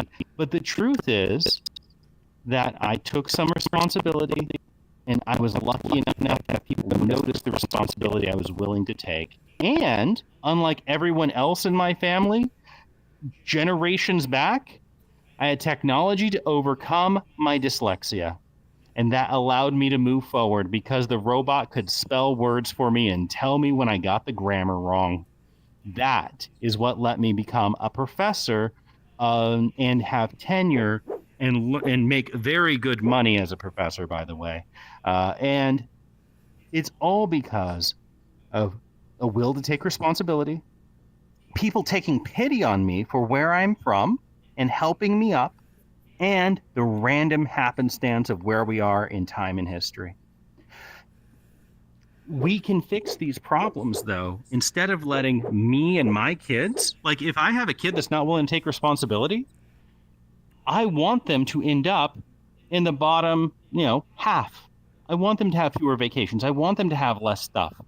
Why? Because I want my kid to take responsibility, and I want them to want that, not because they're afraid, because if I'm afraid for my kids, I have to protect them. I have to give them more opportunity. I have to stop someone else from moving up because it's about my kids versus yours. But if my kids get what they put in because of the work that they did, because of the responsibility they took, then they end up in the bottom half. Good. They earned it. Fine. They decided to be a poet. Let them not have a PlayStation 5, right? Oh, I agree with that. I think that's part of my I'm going to stop with my ranting now. That's part of my responsibility as a parent, as a matter of fact. And like I said, I told my kid, you will not have to pay for college if you graduate high school with at least an A average, a 4 point. I didn't say a 4.0. I think I said a 3.5 or something like that. Sure. He wound up with a 4.0, and I said you got to go your first 2 years to a community college to get your basics out of the way, and then I will pay for an in-state college, whatever subject you choose. But these are the conditions that I put on. He graduated summa cum laude from Eastern Washington University with a computer science degree. And like I said, he's a fabulous person and a hard worker. So wait, Peter, do you know Septic Salad? I don't know. Because he's also in Eastern Washington. Oh, really? Huh, yeah. I currently live in Oregon, but we have a place in Liberty Lake, Washington, which I'm pretty sure that you know where that is. So, okay. My cousin was in Spokane. Yeah, but I went on this. Yeah, Right. I do want to mention it's like you don't believe in the like zero sum thinking that making community college affordable for everyone and available to everyone would be a negative, right? Like you do believe that should be, basic. We should be giving people better educations. We should be giving people better opportunity at housing and things like that, and healthcare. Like us helping people isn't necessarily taking away from the fact you've worked really hard to give those things to your kids. No, I think I made my kid struggle. I used to read his. You guys may think I'm too hard. I used to read his homework that he turned in, and if I didn't think it was of a level that I thought it should be, he would either have to do it again or have to do extra chores or something if it were on the bubble. So he had to work hard. He wasn't given anything. As far as the community college, that was purely selfish on my part. I didn't want to pay the outrageous rates for a 4-year university at the time, and I was not in management when he went through, and it wasn't that I couldn't absolutely afford it. It's just it was better for the family if he went through 2 years of community college. Well, Peter, there's this problem with higher education in that it used to be finishing school for the elite,